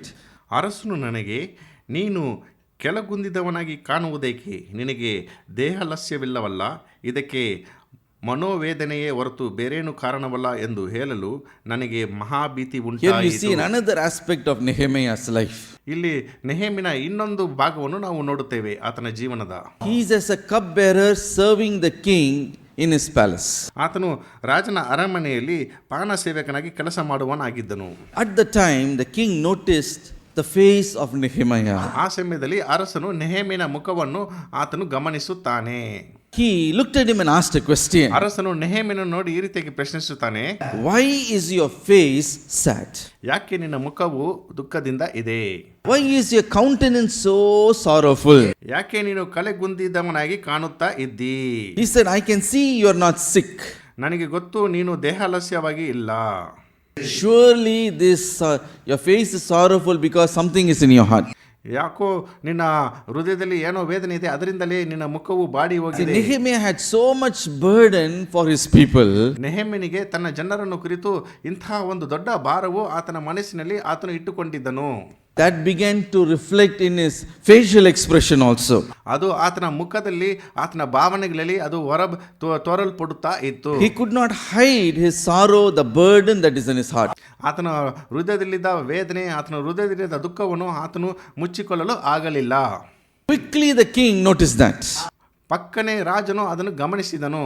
Nehemiah, why is your face sad? Nehemiah, ಯಾಕೆ ನಿನ್ನ ಮುಖ body ಹೋಗಿದೆ? See, Nehemiah, when he heard that, he became very afraid. ನೆಹೆಮೀಯನಿಗೆ ಇದನ್ನು ಕೇಳಿದಾಗ ಆತನು ಬಹಳ ಭಯ. Why was he so afraid? ಯಾಕೆ ಆತನು ಬಹಳ ಭಯಪಟ್ಟನು? Because Nehemiah was not a full-time minister. ಯಾಕಂದ್ರೆ ನೆಹೆಮೀಯನು ಪೂರ್ಣಾವಧಿ ಸೇವಕನಾಗಿರಲಿಲ್ಲ. He was a working professional. ಆತನು ಕೆಲಸ ಮಾಡುವವನಾಗಿದ್ದನು. Every day he has to go to the palace and do his work. ಪ್ರತಿದಿನ ಆತನು ರಾಜನ ಅರಮನೆಗೆ ಹೋಗಿ ಅಲ್ಲಿ ಆತನು ತನ್ನ ಪಾನ ಸೇವಕನ ಕೆಲಸವನ್ನು One ಮಾಡಬೇಕಾಗಿತ್ತು. of the job requirement of Nehemiah is ನೆಹೆಮೀಯನು ಮಾಡಬೇಕಾದ ಒಂದು ಕೆಲಸವೇನೆಂದರೆ he should always be cheerful in the presence of the king. ಆತನು ಅರಸನ ಸಮ್ಮುಖದಲ್ಲಿ ಯಾವಾಗಲೂ ಆತನು ಸಂತೋಷವಾಗಿರಬೇಕು. He should smile and serve the king. ಆತನು ನಗುತ್ತಾ ಅರಸನಿಗೆ ತನ್ನ ಪಾನ ಸೇವಕನಾದ ಕೆಲಸವನ್ನು ಆತನು ನಗುತ್ತಾ ಆತನು ಸಂತೋಷದಿಂದ ಸೇವೆ And ಮಾಡಬೇಕಾಗಿತ್ತು. no matter what sorrow he may be facing in his personal life, he should not reflect it when he's doing his job. ಆತನ ವೈಯಕ್ತಿಕ ಜೀವನದಲ್ಲಿ ಆತನು ಏನಾದರೂ ಸಂಕಷ್ಟ ಅಥವಾ ತೊಂದರೆಗಳಿಗೆ ಒಳಗಾಗಿದ್ರೂ ಸಹ ಆತನು ಅದನ್ನು ತನ್ನ ಮುಖದಲ್ಲಿ ಇದು ರಾಜನಿಗೆ ಗೊತ್ತಾಗುವಂತೆ ಅದನ್ನು ತೋರಿಸಕೊಡು ಅಂತ When he comes to the job, he should act professionally. He should put on a smile and he should serve the king with a happy face. ಆತನು ರಾಜನ ಸಮ್ಮುಖದಲ್ಲಿ ತನ್ನ ಮುಖವನ್ನು ಸಂತೋಷದಿಂದ ಇಟ್ಟುಕೊಂಡು ಆತನ ಸೇವೆಯನ್ನು ಮಾಡಬೇಕಾಗಿತ್ತು. மூஞ்சி அப்படி தூக்கி வச்சுக்கிட்டு அப்படி he could not do his work like that. ಆತನು ಆ ರೀತಿಯಾಗಿ ಕೆಲಸ ಮಾಡುವುದಲ್ಲ. If you do that, he will be suspended, he may lose the job, worse, he may even go to prison. ಆತನು ಆ ರೀತಿಯಾಗಿ ಮಾಡಿದರೆ ಆತನು ತನ್ನ ಕೆಲಸವನ್ನು ಕಳೆದುಕೊಳ್ಳುತ್ತಾನೆ ಅಥವಾ ಆತನನ್ನು ಸೆರೆಮನೆಗೆ ಹಾಕುತ್ತಾರೆ. ಇಂತಹ ಪರಿಸ್ಥಿತಿ ಇತ್ತು. The cup bearer work is comparable to air hostess work in the airlines. ಈ ಪಾನ ಸೇವಕನ ಕೆಲಸ ಹೇಗೆ ಹೋಲಿಸಲ್ಪಡುತ್ತೆ ಅಂದರೆ ನಾವು ಏರೋಪ್ಲೇನ್ನಲ್ಲಿ ಗಗನ ಸಖಿಯರು ಮಾಡುವ ಕೆಲಸಕ್ಕೆ ಈ ಪಾನ ಸೇವಕನ ಕೆಲಸವನ್ನು ನಾವು ಹೋಲಿಸಬಹುದು. It is A service industry, ಸೇವೆ ಸೇವೆ ತುರೈ. ಅದು ಸೇವೆ ಮಾಡುವ ಒಂದು ಸಂಸ್ಥೆ ಆಗಿರುತ್ತದೆ. All the air hostess are trained in such a way that when they serve the passengers, they should serve and take care of the passengers with a smiling face. ಗಗನಸೇಖಿ ಅವರಿಗೆ ಈ ರೀತಿಯಾಗಿ ಅವರು ತರಬೇತಿಯನ್ನು ಕೊಟ್ಟಿರುತ್ತಾರೆ. ಯಾವಾಗಲಾದರೂ ಅವರು ಪ್ರಯಾಣಿಕರಿಗೆ ಸೇವೆ ಮಾಡಬೇಕಾದರೆ ಅವರು ಸಂತೋಷದಿಂದ ನಗುಮುಖದಿಂದ ಒಂದು ಕೋಪವಿಲ್ಲದೆ ಯಾವ ರೀತಿಯಾದ ಒಂದು ದುಃಖವಿಲ್ಲದೆ ಪ್ರಯಾಣಿಕರಿಗೆ ಸೇವೆ ಮಾಡಬೇಕು. They cannot bring all their personal sorrows and share to all the passengers who are sitting there. ಅವರು ತಮ್ಮ ವೈಯಕ್ತಿಕವಾದ ಸಮಸ್ಯೆ ಅಥವಾ ವೈಯಕ್ತಿಕವಾದ ನೋವನ್ನು ಬಂದು ಪ್ರಯಾಣಿಕರಿಗೊಂದಿಗೆ ಹಂಚಿಕೊಳ್ಳಬಾರದು. சொந்த கதை சோக கதையெல்லாம் பயணிகள் இடத்துல போய் சொல்ல முடியாது. Is it not? Brothers and sisters. ನನ್ನ ಪ್ರಿಯ ಸಹೋದರ ಸಹೋದರಿಯರೇ, Similarly, Nehemiah also. ಅದೇ ರೀತಿಯಾಗಿ ನೆಹೆಮೀಯನು ಸಹ he is doing his job is service industry. ಆತನು ಸೇವೆಯ ಸಂಸ್ಥೆಯಲ್ಲಿ ಕೆಲಸ ಮಾಡುವವನಾಗಿದ್ದಾನೆ. Politely with a smiling face he has to serve the king. ಆತನು ಮೃದುವಾಗಿ ನಗುಮುಖದಿಂದ ರಾಜನ ಸೇವೆ ಮಾಡಬೇಕು. He should never show his personal sorrow, sadness there. ಆತನು ತನ್ನ ವೈಯಕ್ತಿಕ ದುಃಖ, ತನ್ನ ವೈಯಕ್ತಿಕ ನೋವನ್ನು ತೋರಿಸಕೂಡದು. But now the king has noticed his face is sad. ಆದರೆ ಈಗ ಅರಸನು ಆತನ ಮುಖವು ದುಃಖದಿದೆ ಎಂಬುದನ್ನು ಗಮನಿಸಿದ್ದಾನೆ. Immediately he asked, ತಕ್ಷಣವೇ ಆತನು ಕೇಳಿದನು, Nehemiah, why is your face sad? Nehemiah, ಯಾಕೆ ನಿನ್ನ ಮುಖವು ದುಃಖವಾಗಿದೆ? That is why Nehemiah became very dreadful. ಆದ್ದರಿಂದಲೇ ನೆಹೆಮೀಯನಿಗೆ ಬಹಳ ಭಯವಾಯಿತು. Oh, will I lose my job? ನಾನು ನನ್ನ ಕೆಲಸವನ್ನು ಕಳೆದುಕೊಳ್ಳುತ್ತೇನೋ? I'm going to get suspended today. ನನ್ನನ್ನು ಇಂದು ಸಸ್ಪೆಂಡ್ ಮಾಡುತ್ತಾರೋ? My dear brothers and sisters, ನನ್ನ ಪ್ರಿಯ ಸಹೋದರ ಸಹೋದರಿಯರೇ, what does this show? ಇದೇನನ್ನು ತೋರಿಸುತ್ತದೆ? That much burden for his people was in his heart. He could not hide that burden anymore in his face. ಇಂತಹ ಒಂದು ದುಃಖವನ್ನು ಆತನು ತನ್ನ ಜನರ ಬಗ್ಗೆ ತನ್ನ ಹೃದಯದಲ್ಲಿ ಇಟ್ಟುಕೊಂಡಿದ್ದನು. ಅದನ್ನು ಆತನು ತನ್ನ ಹೃದಯದಲ್ಲಿ ಇಟ್ಟುಕೊಂಡು ಮಚ್ಚಲಿಕ್ಕೆ ಆಗಲಿಲ್ಲ. That is why he began to, mourn and cry and fast and pray. ಆದ್ದರಿಂದಲೇ ಆತನು ಅಳುತ್ತಾ ಆತನು ಉಪವಾಸದಿಂದ ದೇವರಲ್ಲಿ ಮೊರೆ Today you may be facing similar burden in your life. ನೀವು ಸಹ ನಿಮ್ಮ ಜೀವನದಲ್ಲಿ ಇಂತಹ ಒಂದು ಭಾರವನ್ನು ಹೊತ್ತುಕೊಂಡಿರಬಹುದು. Because of a particular problem you might have lost your peace. ಈ ಒಂದು ಪ್ರತ್ಯೇಕವಾದ ಸಮಸ್ಯೆ ಮುಖಾಂತರವಾಗಿ ನೀವು ನಿಮ್ಮ ಶಾಂತಿಯನ್ನು ಕಳೆದುಕೊಂಡಿರಬಹುದು. When you go through such burden, ಇಂತಹ ನೀವು ಭಾರದ ಮಧ್ಯದಲ್ಲಿ ಹಾದು ಹೋಗುವಾಗ you can do two things. ನೀವು ಎರಡು ಸಂಗತಿಗಳನ್ನು ಮಾಡಬಹುದು. One thing, you can get depressed, you can sit, you can cry, you can weep, you can grumble and mourn. ಒಂದು ಸಂಗತಿ, ನೀವು ಕೂತ್ಕೊಂಡು ದುಃಖದಿಂದ ಮನಖಿನ್ನತೆಗೆ ಒಳಗಾಗಿ ಗುಣಗುಟ್ಟುತ್ತಾ Depressed, you can be depressed. ಗೋಳಾಡ್ತಾ ಇರಬಹುದು. மன அழுத்தத்திற்குள்ள போகலாம். ಖಿನ್ನತೆಗೆ Or else ಒಳಗಾಗಬಹುದು. like Nehemiah, you can take that burden to the Lord. ಅಥವಾ ನೆಹೆಮೀಯನಂತೆ ನೀವು ನಿಮ್ಮ ಭಾರವನ್ನು ಕರ್ತನಾದ ಯೇಸು ಕ್ರಿಸ್ತನ ಬಳಿಗೆ Hallelujah. Hallelujah. Oh, but Nehemiah prayed with burden. ನೆಹೆಮೀಯನು ಭಾರದಿಂದ ಪ್ರಾರ್ಥಿಸುವ. Today, what is your burden in your heart? ಇಂದು ನಿಮ್ಮ ಹೃದಯದಲ್ಲಿ ಯಾವ ರೀತಿಯಾದ ಭಾರವಿದೆ? Is your financial problem a burden for you? ಒಂದು ವೇಳೆ ಆರ್ಥಿಕ ಸಮಸ್ಯೆ ಒಂದು ಭಾರವಾಗಿದೆಯೋ? Is it something about your children's life that is a burden for you? ನಿಮ್ಮ ಮಕ್ಕಳ ಜೀವನದ ಕುರಿತು ಒಂದು ಭಾರವು ನಿಮಗೆ ಇದೆಯೋ? Is it your future a burden in your heart? ನಿಮ್ಮ ಭವಿಷ್ಯವನ್ನು ಕುರಿತು ಅದು ನಿಮ್ಮ ಹೃದಯದಲ್ಲಿ ಒಂದು ಭಾರವಾಗಿದೆಯೋ? Is the salvation of your loved one a burden for you? ನಿಮ್ಮ ಪ್ರೀತಿ ಪಾತ್ರರ ರಕ್ಷಣೆ ಅದು ನಿಮಗೆ ಒಂದು ಭಾರವಾಗಿದೆಯೋ? Don't go sit down and get depressed. Take that burden to the Lord. ಹೋಗಿ ನೀವು ಮಾನಸಿಕ ಖಿನ್ನತೆಗೆ ಒಳಗಾಗಿ ದುಃಖದಿಂದ ಕುಳಿತುಕೊಳ್ಳುವುದು ಬೇಡ. ಅದನ್ನು ದೇವರ ಬಳಿಗೆ ತೆಗೆದುಕೊಂಡು ಹೋಗಿರಿ. Your prayer will be answered. ನಿಮ್ಮ ಪ್ರಾರ್ಥನೆಗೆ ಉತ್ತರವು ಖಂಡಿತವಾಗಿ ದೊರಕುತ್ತದೆ. The hand of the Lord will move in your favor. ದೇವರ ಹಸ್ತವು ನಿಮಗೆ ಅನುಗುಣವಾಗಿ ಅದು ಚಲಿಸುತ್ತದೆ. Like Nehemiah are going to say, ನೀವು ನೆಹೆಮೀಯನಂತೆ ಹೇಳಲಿಕ್ಕಿದ್ದೀರಾ, God's hand of favor was upon me. ದೇವರ ಕೃಪಾ ಹಸ್ತವು ನನ್ನ ಮೇಲೆ ಇದೆ. The king granted what I requested. ರಾಜನು ನಾನು ಏನೇನು ಕೇಳ್ತಾನೆ ಎಲ್ಲವನ್ನು ಅನುಗ್ರಹಿಸಿದನು. Thirdly, ಮೂರನೆಯದಾಗಿ what do we see in the life of Nehemiah? ನೆಹೆಮೀಯನ ಜೀವನದಲ್ಲಿ ನಾವು ಏನನ್ನು ಕಾಣುತ್ತೇವೆ? Nehemiah chapter 2 and verse 4. Nehemiah 2ನೇ ಅಧ್ಯಾಯ 4ನೇ ವಚನ. Then the king said to me, What do you request? So I prayed to the God of heaven. ಆಗ ಅರಸನು ನನ್ನನ್ನು ನಿನ್ನ ಅಪೇಕ್ಷೆ ಏನು ಎಂದು ಕೇಳಿದನು. ನಾನು ಪರಲೋಕದ ದೇವರನ್ನು ಪ್ರಾರ್ಥಿಸಿದೆನು. My dear brothers and sisters, ನನ್ನ ಪ್ರಿಯ ಸಹೋದರ ಸಹೋದರಿಯರೇ, here Nehemiah is seeing the first sign of his prayer being answered. ಇಲ್ಲಿ ದೇವರು ತನ್ನ ಪ್ರಾರ್ಥನೆಗೆ ಉತ್ತರವನ್ನು ಕೊಡುವ ಪ್ರಥಮ ಸೂಚನೆಯನ್ನು ಆತನು ಕಾಣುತ್ತಾ ಇದ್ದಾನೆ. A hand, the fist size of cloud has appeared for him. ದೇವರ ಮೇಘವುಳ್ಳ ಹಸ್ತವು ಆತನ ಮೇಲೆ ಇಳಿದು ಬಂದಿದೆ. ಅದನ್ನು ನೋಡಿ. What is it? ಅದೇನೆಂದರೆ 3 months and 90 days he has prayed. 3 ತಿಂಗಳು ಅಥವಾ 90 ದಿನಗಳ ಕಾಲ ಆತನು ಪ್ರಾರ್ಥನೆ ಮಾಡಿದ್ದಾನೆ. Now first sign of miracle has come. ಅದ್ಭುತದ ಮೊದಲನೆಯ ಚಿಹ್ನೆಯು ಅದು ಬಂದಿದೆ. King Artaxerxes, now he is asking this Nehemiah, ಅರಸನಾದ ಅರ್ಥಶಾಸ್ತ್ರನು ಈಗ ನೆಹೆಮೀಯನನ್ನು ನೋಡಿ ಈ ರೀತಿಯಾಗಿ what do you request? ನಿನಗೆ ಏನು ಬೇಕು? Hallelujah. Hallelujah. Nehemiah might have been so afraid. Ayyo, vela poidu, my job will go. Nehemiah ಬಹಳ ದುಃಖದಿಂದ ಇರಬಹುದು. ಅಯ್ಯೋ, ನನ್ನ ಕೆಲಸ ಹೋಗಿ ಬಿಡುತ್ತದೆ ಎಂಬುದಾಗಿ ಆತನು ದುಃಖದಿಂದ ಇರಬಹುದು. I'm going to lose the job. ನಾನು ನನ್ನ ಕೆಲಸವನ್ನು ಕಳೆದುಕೊಳ್ಳುತ್ತೇನೆ. But now, a favorable thing is happening for him. ಆದರೆ ಈಗ ಆತನಿಗೆ ಒಂದು ಒಳ್ಳೆಯ ಕಾರ್ಯ ನಡೆಯುತ್ತಾ ಇದೆ. The king is asking him, ಅರಸನು ಆತನನ್ನು ನೋಡಿ ಕೇಳುತ್ತಾ ಇದ್ದಾನೆ, what do you request? ನಿನ್ನ ಅಪೇಕ್ಷೆ ಏನು ಎಂಬುದಾಗಿ. Hallelujah. Hallelujah. How joyful, Nehemiah's heart would have been. ಆ ಸಮಯದಲ್ಲಿ ನೆಹೆಮೀಯನ ಹೃದಯ ಎಷ್ಟು ಸಂತೋಷವಾಗಿರಬಹುದು ಎಂಬುದಾಗಿ ನೋಡಿರಿ. So many months I have prayed. ಅನೇಕ ತಿಂಗಳ ಕಾಲ ನಾನು ಪ್ರಾರ್ಥಿಸಿದ್ದೇನೆ. Now a sign of miracle has come. ಈಗ ಅದ್ಭುತದ ಒಂದು ಚಿಹ್ನೆ ಅದು ಬಂದಿದೆ. The king of Persia is asking me, Persia ದೇಶದ ರಾಜನು ನನ್ನ ನೋಡಿ ಕೇಳುತ್ತಾ what do ಇದ್ದಾನೆ, you request? ನಿನ್ನ ಅಪೇಕ್ಷೆ ಏನು ಎಂಬುದಾಗಿ. Hallelujah. Hallelujah. King of Persia is not a normal king. Persia ದೇಶದ ಅರಸನಂದ್ರೆ ಆತನು ಸಾಧಾರಣವಾದ ಅರಸನಲ್ಲ. He is an emperor. ಆತನು ಒಬ್ಬ ಸರ್ವಾಧಿಕಾರಿಯಾದ ಅರಸನಾಗಿದ್ದಾನೆ. My dear brothers and sisters, ನನ್ನ ಪ್ರಿಯ ಸಹೋದರ ಸಹೋದರಿಯರೇ, that means many nations are under his realm of control. ಅನೇಕ ದೇಶಗಳು ಈ ಅರಸನ ಕೆಳಗೆ ಅದು ನಿಯಂತ್ರಣದಲ್ಲಿ ಇರುತ್ತದೆ. Go and see how big the Persian Empire is. Go see the map. ನೀವು ಹೋಗಿ ಮ್ಯಾಪನ್ನು ನೋಡಿದರೆ ಎಷ್ಟು ದೊಡ್ಡ ಪರ್ಷಿಯಾದ ರಾಜ್ಯ ಇದೆ ಎಂಬುದಾಗಿ. From India, Gujarat, Indus River up to Egypt and above to Turkey, such a huge empire. ಭಾರತದ ಗುಜರಾತ್ನಿಂದ ಇಂಡಸ್ ನದಿಯು ಸಿಂಧು ನದಿ ತುವಂಗಿ ಸಿಂಧು ನದಿಯಿಂದ ಅದು ಆರಂಭವಾಗಿ ಈಜಿಪ್ಟ್ನವರೆಗೂ ಅದು ಹೋಗುತ್ತದೆ. ಅಷ್ಟು ದೊಡ್ಡ ಪಟ್ಟಣವಾಗಿದೆ. Many nations are sandwiched between to the east and west. ಪೂರ್ವ ಮತ್ತು ಪಶ್ಚಿಮಕ್ಕೆ ಅನೇಕ ದೇಶಗಳು ಮಧ್ಯದಲ್ಲಿ ಇದೆ.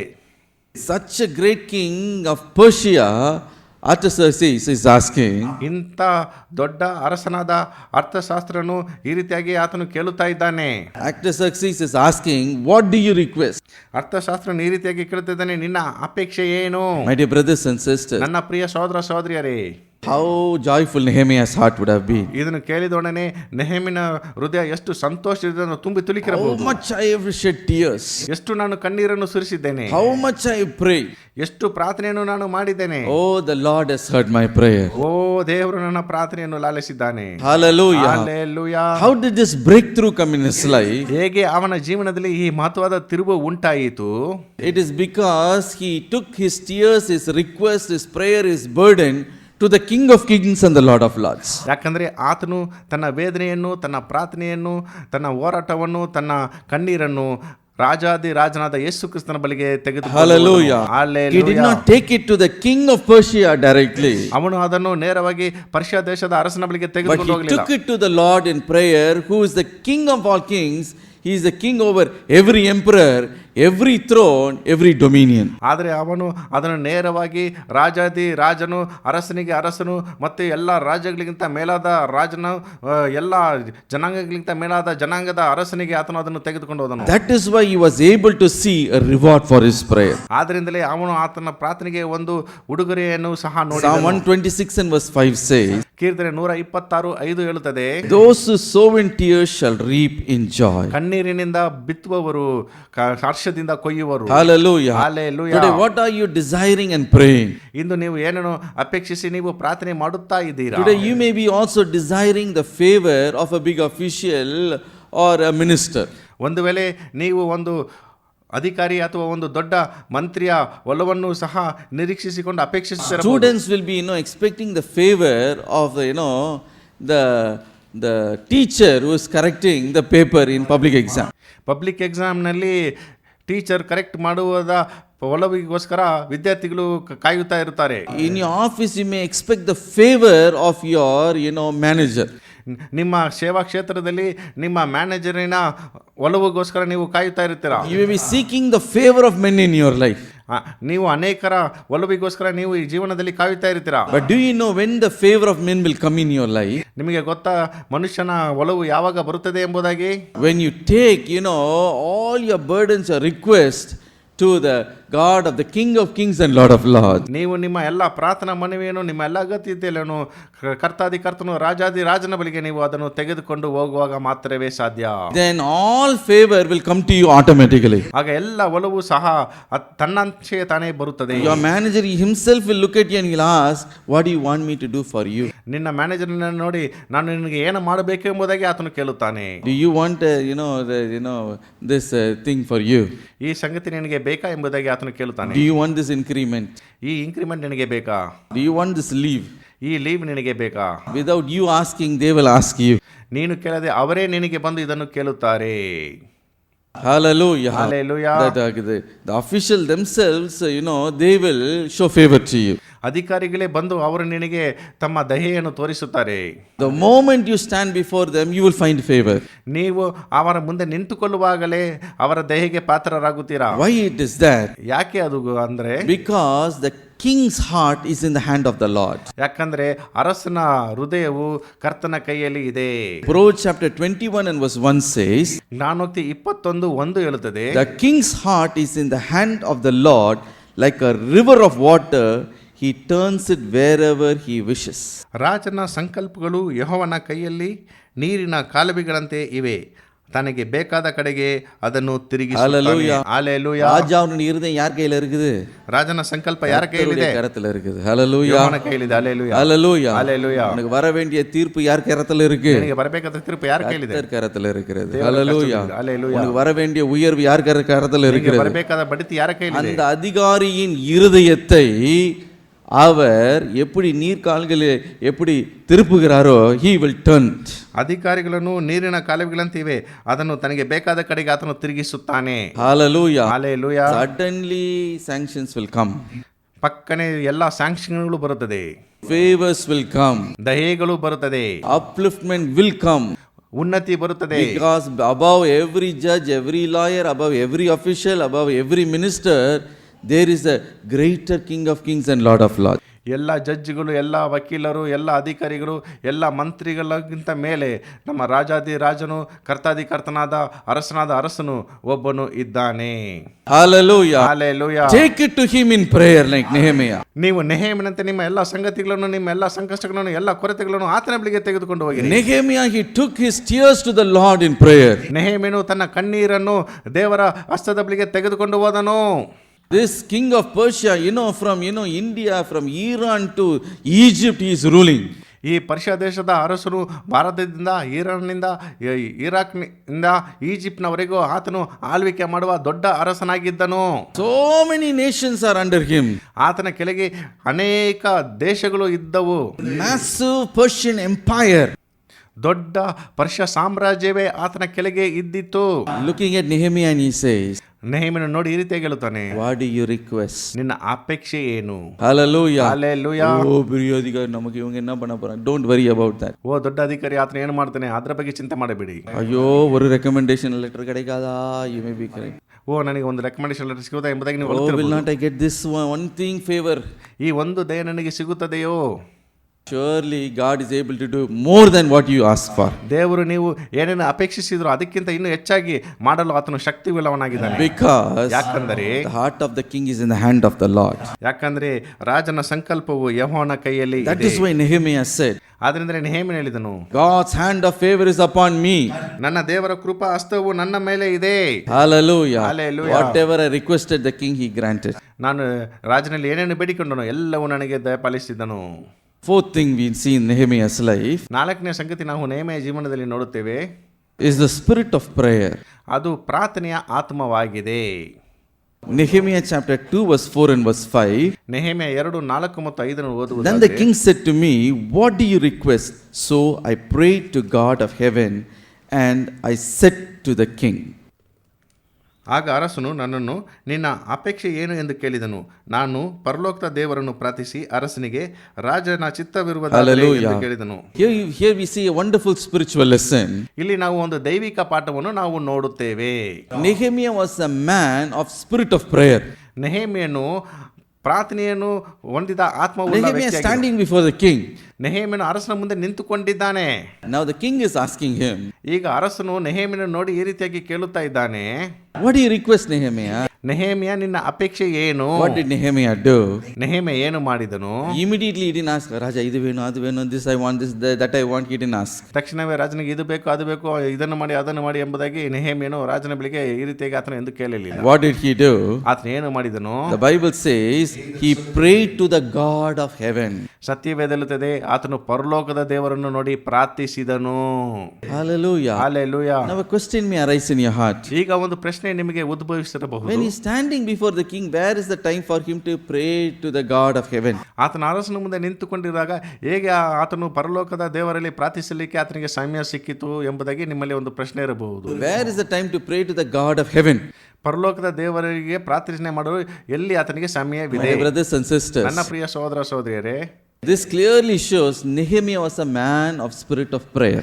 ಇದು ನಮಗೆ ತೋರಿಸುತ್ತದೆ ನೆಹೆಮೀಯನು ಪ್ರಾರ್ಥನೆಯ ಆತ್ಮದಿಂದ ತುಂಬಿದ ವ್ಯಕ್ತಿಯಾಗಿದ್ದನು ಎಂಬುದಾಗಿ. That means although he is serving the king in the palace, ಆತನು ಅರಸನಿಗೆ ಅರಮನೆಯಲ್ಲಿ ಸೇವೆ ಮಾಡುತ್ತಾ ಇರುವ, although he is standing before the king, ಆತನು ಅರಸನ ಮುಂದೆ ನಿಂತುಕೊಂಡಿದ್ದರೂ ಸಹ, ರಾಜನ ನಿಂತುಕೊಂಡು இருந்தாலும், ಅರಸನ ಮುಂದೆ ನಿಂತುಕೊಂಡಿದ್ದರು, his heart was connected with the Almighty God. ಆತನ ಹೃದಯವು ಸರ್ವಶಕ್ತನಾದ ದೇವರೊಂದಿಗೆ ಐಕ್ಯವಾಗಿತ್ತು. Even as the king is asking a question, what do you request? ಅರಸನು ಒಂದು ಪ್ರಶ್ನೆಯನ್ನು ಕೇಳುತ್ತಿದ್ದರೆ ನಿನ್ನ ಅಪೇಕ್ಷೆ ಏನು ಎಂಬುದಾಗಿ. In his heart he is crying out to the God of heaven. ಆತನು ತನ್ನ ಹೃದಯದಲ್ಲಿ ಪರಲೋಕದ ದೇವರಲ್ಲಿ ಆತನು ಮೊರೆ ಹೋಗುತ್ತಾ ಇದ್ದಾನೆ. All the time, although he is doing his work physically, his heart, he is always in the state of prayer. ಶಾರೀರಿಕವಾಗಿ ಆತನು ಅರಮನೆಯಲ್ಲಿ ಅರಸನಿಗೆ ಸೇವೆ ಮಾಡುತ್ತಾ ಇದ್ದರೂ ಸಹ, ತನ್ನ ಕೆಲಸವನ್ನು ಮಾಡುತ್ತಾ ಇದ್ದರೂ ಸಹ, ಆದರೆ ಆತನು ಹೃದಯದಲ್ಲಿ ದೇವರೊಂದಿಗೆ ಐಕ್ಯವಾಗಿದ್ದನು. Nehemiah would have prayed. ನೆಹೆಮೀಯನು ಯಾವ ರೀತಿ ಪ್ರಾರ್ಥಿಸಿರಬಹುದು? Lord, I should have find favor in the sight of the king. ಕರ್ತನೇ, ನಾನು ಅರಸನ ಕಣ್ಣಿನಲ್ಲಿ ದಯೆಗೆ ಪಾತ್ರನಾಗಬೇಕು. In his heart is praying. ಆತನು ಹೃದಯದಲ್ಲಿ ಪ್ರಾರ್ಥಿಸುತ್ತಿದ್ದಾನೆ. Oh, the king is asking me, what do you request? ಅರಸನು ನನಗೆ ನಿನ್ನ ಅಪೇಕ್ಷೆ ಏನೆಂಬುದಾಗಿ ಕೇಳ್ತಾ Lord, ಇದ್ದಾನೆ. give me the wisdom to say the right words. ನನಗೆ ಸರಿಯಾದ ಪದವನ್ನು ಮಾತನಾಡಲು ನನಗೆ. Hallelujah. Hallelujah. Deep within him he is always, interceding, praying, connected with God. ಆತನು ಒಳಗೆ ತನ್ನ ದೇವರೊಂದಿಗೆ ಆತನು ಐಕ್ಯವಾಗಿದ್ದು ಆತನೊಂದಿಗೆ ಪರಿತಪಿಸುತ್ತಾ ಆತನು ಪ್ರಾರ್ಥನೆ ಮಾಡುತ್ತಲೇ ಆತನು ಯಾವಾಗಲೂ ಇರುತ್ತಾ ಇದ್ದನು. A man who is filled with the spirit of prayer, ಪ್ರಾರ್ಥನೆ ಆತ್ಮದಿಂದ ತುಂಬಿಸಲ್ಪಟ್ಟ ಈ ನೆಹೆಮೀಯನು, he will always be constantly in a state of prayer only. ಆತನು ಯಾವಾಗಲೂ ಪ್ರಾರ್ಥನೆ ಮಾಡುತ್ತಲೇ ದೇವರೊಂದಿಗೆ ಐಕ್ಯವಾಗುತ್ತಲೇ. Not only he is kneeling down and praying by his bedside, every day morning. ಪ್ರತಿ ಮುಂಜಾನೆ ಆತನು ತನ್ನ ಹಾಸಿಗೆ ಪಕ್ಕದಲ್ಲಿ ಮೊಳಕಾಲೂರಿ ಪ್ರಾರ್ಥಿಸುವುದು ಮಾತ್ರವಲ್ಲದೆ, but even when he is working, he is in a state of prayer. ಆತನು ಕೆಲಸ ಮಾಡುವ ಸ್ಥಳದಲ್ಲಿಯೂ ಸಹ ಆತನು ಯಾವಾಗಲೂ ಪ್ರಾರ್ಥನೆ ಮಾಡುತ್ತಲೇ ಇರುವ ವ್ಯಕ್ತಿಯಾಗಿರುತ್ತಾನೆ. Sometimes you may be traveling, ಒಂದು ವೇಳೆ ನೀವು ಪ್ರಯಾಣ ಮಾಡುತ್ತಿರಬಹುದು. you may be crying in your heart for a specific problem. ಒಂದು ಪ್ರತ್ಯೇಕವಾದ ಸಮಸ್ಯೆಗೋಸ್ಕರ ನೀವು ನಿಮ್ಮ ಹೃದಯದಲ್ಲಿ ಅಳುತ್ತಾ ಇರಬಹುದು. You will be sitting in the hospital. ನೀವು ಆಸ್ಪತ್ರೆಯಲ್ಲಿ ಕುಳಿತುಕೊಂಡಿರಬಹುದು. So many people will be around you. ನಿಮ್ಮ ಸುತ್ತಲೂ ಅನೇಕ ಜನರು ಇರಬಹುದು. In your heart you are crying out to God. ನಿಮ್ಮ ಹೃದಯದಲ್ಲಿ ನೀವು ದೇವರನ್ನು ನೋಡಿ ಅಳುತ್ತಾ ಇರಬಹುದು, ಮೊರೆ ಹೋಗ್ತಾ ಇರಬಹುದು. Lord, I seek your mercy. ಕರ್ತನೇ, ನಾನು ನಿನ್ನ ಕೃಪೆಗೆ You may be just walking in the road. ನೀವು ರಸ್ತೆಯಲ್ಲಿ ನಡೀತಿರಬಹುದು. In your heart you are asking, you are praying to the Lord. ನಿಮ್ಮ ಹೃದಯದಲ್ಲಿ ನೀವು ದೇವರೊಂದಿಗೆ ಪ್ರಾರ್ಥನೆ ಮಾಡುತ್ತಿರಬಹುದು. You may be driving, you may be cooking also. ಒಂದು ವೇಳೆ ನೀವು ವಾಹನ ಚಲಿಸುತ್ತಿರಬಹುದು ಅಥವಾ ಅಡಿಗೆ ಮಾಡುತ್ತಾ ಇರಬಹುದು. In your office you are going about your work. ನಿಮ್ಮ ಸೇವಾ ಕ್ಷೇತ್ರದಲ್ಲಿ ನೀವು ನಿಮ್ಮ ಕೆಲಸವನ್ನು ಮಾಡುತ್ತಾ ಇರಬಹುದು. Your heart is still praying to the Lord. ನಿಮ್ಮ ಹೃದಯವು ಆಗಲೂ ಸಹ ದೇವರಲ್ಲಿ ಪ್ರಾರ್ಥನೆ ಮಾಡುತ್ತಲೇ ಇರುತ್ತದೆ. Sometimes you may be even sleeping. ಒಂದು ವೇಳೆ ನೀವು ನಿದ್ದೆ ಮಾಡುತ್ತಲೂ ಇರಬಹುದು. Suddenly 3 o'clock, 4 o'clock, a spirit of prayer comes upon you. ಪಕ್ಕನೆ 3 ಗಂಟೆ ಅಥವಾ 4 ಗಂಟೆಗೆ ಪ್ರಾರ್ಥನೆ ಆತ್ಮವು ನಿಮ್ಮ ಮೇಲೆ ಇಳಿದು Oh, ಬರಬಹುದು. as you are lying down also, you are interceding, crying, you are weeping to the Lord. ನೀವು ನಿದ್ದೆ ಮಾಡುತ್ತಿರುವ ಸಮಯದಲ್ಲೂ ಸಹ ದೇವರೊಂದಿಗೆ ಪ್ರಾರ್ಥನೆ ಮಾಡುತ್ತಾ ಮೊರೆ ಹೋಗುತ್ತಾ ಇರುತ್ತೀರಾ. Lord, show mercy upon this person. ಓ ಕರ್ತನೇ, ಈ ವ್ಯಕ್ತಿಯ ಮೇಲೆ ನಿನ್ನ ಕರುಣೆಯನ್ನು ತೋರಿಸು. Lord, do a miracle in this situation. ಈ ಪರಿಸ್ಥಿತಿಯಲ್ಲಿ ಒಂದು ಅದ್ಭುತವನ್ನು ಮಾಡು ಕರ್ತನೇ. Lord, I want to see a deliverance in this situation. ಈ ಪರಿಸ್ಥಿತಿಯಲ್ಲಿ ನಾನು ಒಂದು ಬಿಡುಗಡೆಯನ್ನು ಕಾಣಬೇಕು ಕರ್ತನೇ. Lord, I pray for this issue, O Lord. ಕರ್ತನೇ, ನಾನು ಈ ಸಂಗತಿಗೋಸ್ಕರ ಪ್ರಾರ್ಥಿಸುತ್ತೇನೆ. That is a man with the spirit of prayer. ಅದೇ ಪ್ರಾರ್ಥನೆ ಆತ್ಮವನ್ನು ಹೊಂದಿದ ವ್ಯಕ್ತಿಯಾಗಿ. Hallelujah. Hallelujah. Once when I was 9th or 10th, when I was studying 10th. ನಾನು 9 ಅಥವಾ 10ನೇ ತರಗತಿ Once I was, my friend was arguing with me about certain Bible, doubts. ನನ್ನ ಸ್ನೇಹಿತನೊಬ್ಬನು ಸತ್ಯವೇದದಲ್ಲಿ ಕೆಲವು ಡೌಟ್ಸ್ ಅನ್ನು ಕುರಿತು ನನ್ನ ಜೊತೆಗೆ ಆತನು We ವಾದ were in ಮಾಡುತ್ತಿದ್ದನು. Tirupattur at that time. ನಾನು ತಿರುಪತಿಯಲ್ಲಿದ್ದೆ ಆ ಸಮಯದಲ್ಲಿ. And I also was replying certain things. And after he asked certain questions, I was troubled in my heart. I had many doubts about my heart concerning ministry and so on. ನಾನು ಆತನ ಕೇಳಿದ ಎಲ್ಲ ಪ್ರಶ್ನೆಗಳಿಗೆ ನಾನು ಉತ್ತರವನ್ನು ನೀಡಿದೆ. ಆದರೆ ಒಂದು ಪ್ರಶ್ನೆ ನನ್ನ ಹೃದಯಕ್ಕೆ ಬಹಳ ವೇದನೆಯನ್ನು ಉಂಟು ಮಾಡಿತು.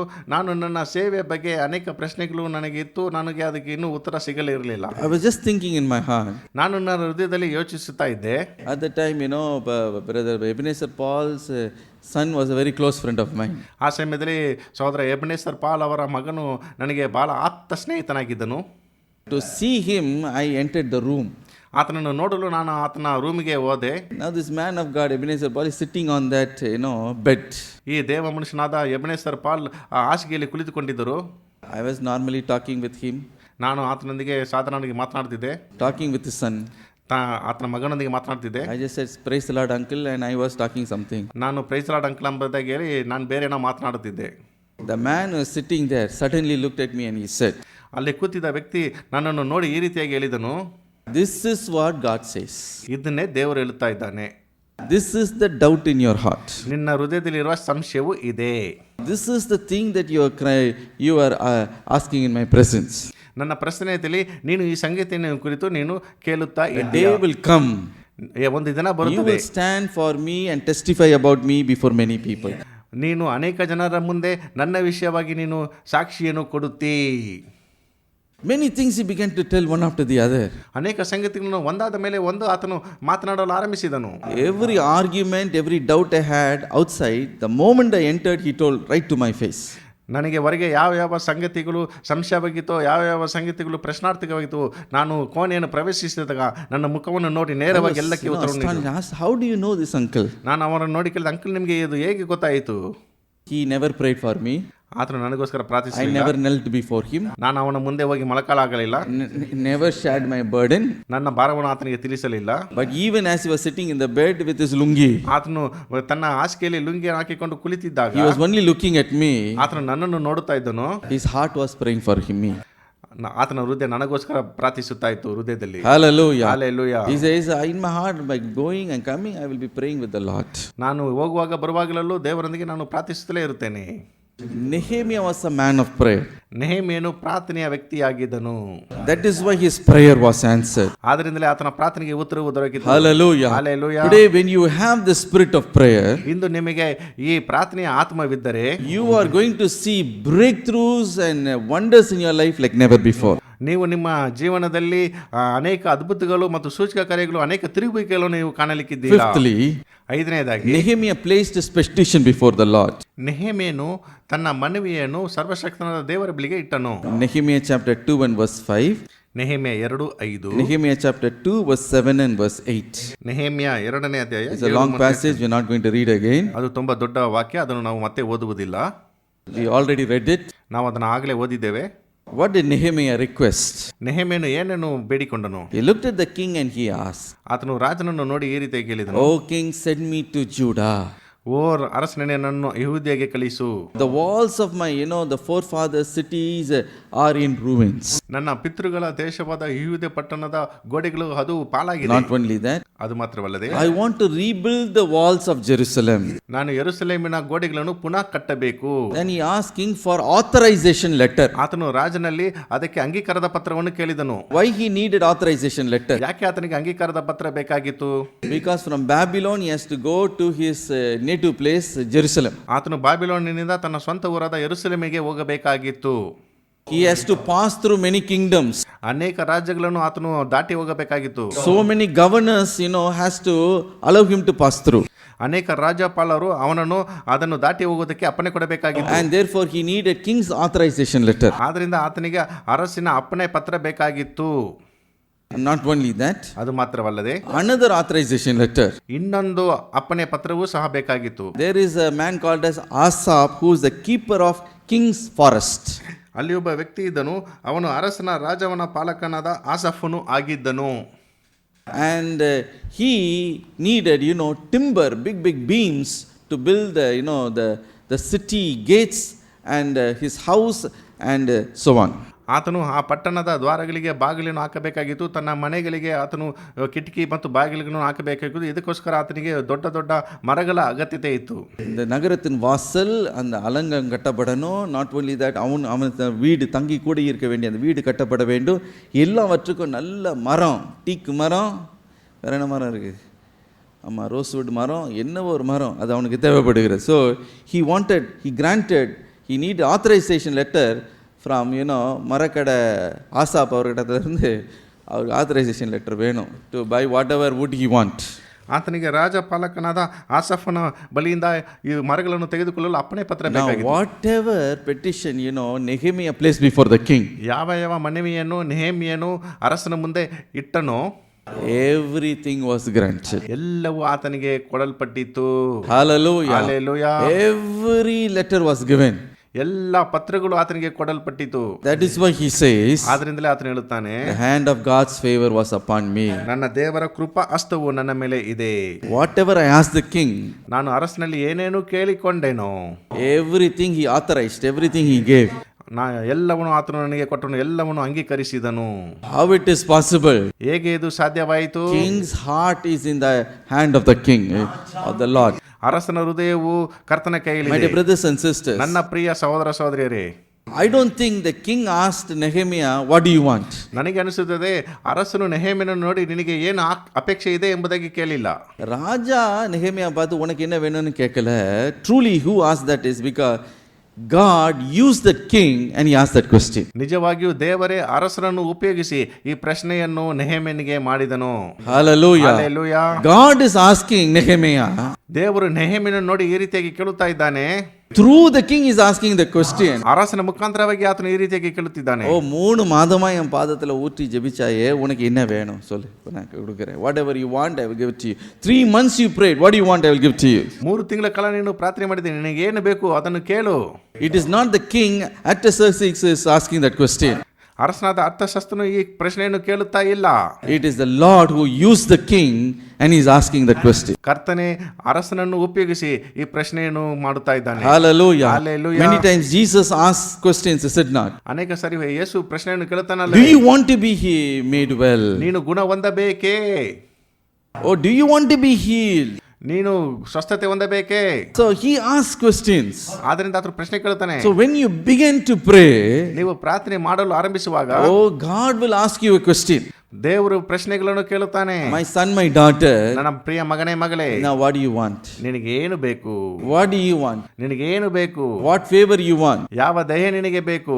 You can express your favor to the Lord. ನೀವು ನಿಮ್ಮ ದಯೆಯನ್ನು ದೇವರ ಬಳಿಗೆ ಕೇಳಬಹುದು. Hallelujah. Hallelujah. Hallelujah. Hallelujah. Lord, I want a miracle, oh Lord. ಕರ್ತನೇ, ನನಗೆ ಒಂದು ಅದ್ಭುತ ಬೇಕಾಗಿದೆ. I want the favor of men, oh Lord. ನನಗೆ ಜನರ ದಯೆ ಬೇಕಾಗಿದೆ. I want this impossible situation made possible, oh Lord. ಈ ಅಸಾಧ್ಯವಾದ ಸಂಗತಿಯು ಅದು ಸಾಧ್ಯವಾಗಬೇಕು ಕರ್ತನೇ. This is my heart's desire, it should be fulfilled, oh Lord. ಇದು ನನ್ನ ಹೃದಯದ ಆಕಾಂಕ್ಷೆ ಇದೆ, ಅದು ನೆರವೇರಬೇಕು ಕರ್ತನೇ. This is the hindrance that needs to be broken, oh Lord. ಇದು ಒಂದು ಅಡಚಣೆ, ಅದು ನೀಗಬೇಕು ಕರ್ತನೇ. Before my enemies, my head should be lifted up. ನನ್ನ ಶತ್ರುಗಳ ಮುಂದೆ ನನ್ನ ತಲೆಯನ್ನು ನಾನು ಎತ್ತಬೇಕು. Lord, this is the blessing I am seeking for. ಈ ಆಶೀರ್ವಾದವನ್ನು ನಾನು ಎದುರು ನೋಡುತ್ತಾ ಇದ್ದೇನೆ ಕರ್ತನೇ. And whatever Nehemiah asked, the king granted him. ನೆಹೆಮೀಯನು ಏನನ್ನು ಕೇಳಿದನೋ ಎಲ್ಲವನ್ನು ಅರಸನು ಆತನಿಗೆ ದಯಪಾಲಿಸಿದನು. Today, whatever you ask, the king of king will grant it to you. ಇಂದು ನೀವು ಏನನ್ನು ಕೇಳಿಕೊಳ್ಳುತ್ತೀರೋ ಎಲ್ಲವನ್ನು ರಾಜಾತಿ ರಾಜನು ಅರಸನಾದ ಅರಸನು ಆತನು ದಯಪಾಲಿಸಲಿಕ್ಕಿದ್ದಾನೆ. Hallelujah. Hallelujah. Nothing will be impossible to you. ನಿಮಗೆ ಅಸಾಧ್ಯವಾದ ಕಾರ್ಯ ಏನು ಇರುವುದಿಲ್ಲ. Because there is a God who answers prayers. ಯಾಕಂದ್ರೆ ನಿಮ್ಮ ಪ್ರಾರ್ಥನೆಗೆ ಉತ್ತರವನ್ನು ಕೊಡಲು ಒಬ್ಬ ದೇವರು ಇದ್ದಾನೆ. There is a God who fights on your behalf. ನಿಮ್ಮ ವಿರುದ್ಧವಾಗಿ ಹೋರಾಟ ಮಾಡಲು ಒಬ್ಬರು ದೇವರಿದ್ದಾನೆ. There is a God who can change your situation. ನಿಮ್ಮ ಪರಿಸ್ಥಿತಿಯನ್ನು ಬದಲಾಯಿಸಲು ಒಬ್ಬರು ದೇವರು ಇದ್ದಾನೆ. Today you can cry out to him. ಇಂದು ನೀವು ದೇವರಲ್ಲಿ ಮೊರೆ ಇಡಬಹುದು. Lord, give an answer for me. ಕರ್ತನೇ, ಒಂದು ಉತ್ತರವನ್ನು ನನಗೆ ದಯಪಾಲಿಸು. Hallelujah. Hallelujah. Let your hand be moved for me in this situation. ಈ ಪರಿಸ್ಥಿತಿಯಲ್ಲಿ ನಿನ್ನ ಹಸ್ತವು ನನಗೋಸ್ಕರ ಚಲನೆ ಮಾಡಲಿ. It will move for you. ಅದು ನಿಮಗೋಸ್ಕರ ಅದು ಕಾರ್ಯವನ್ನು ಮಾಡುತ್ತದೆ. You will see wonders. ನೀವು ನಿಮ್ಮ ಜೀವನದಲ್ಲಿ ಅದ್ಭುತ ಸೂಚಕಗಳನ್ನು ಕಾಣುವಿರಿ. Shall we rise up to our feet? ನಾವೆಲ್ಲರೂ ಎದ್ದು ನಿಂತುಕೊಳ್ಳೋಣವೇ?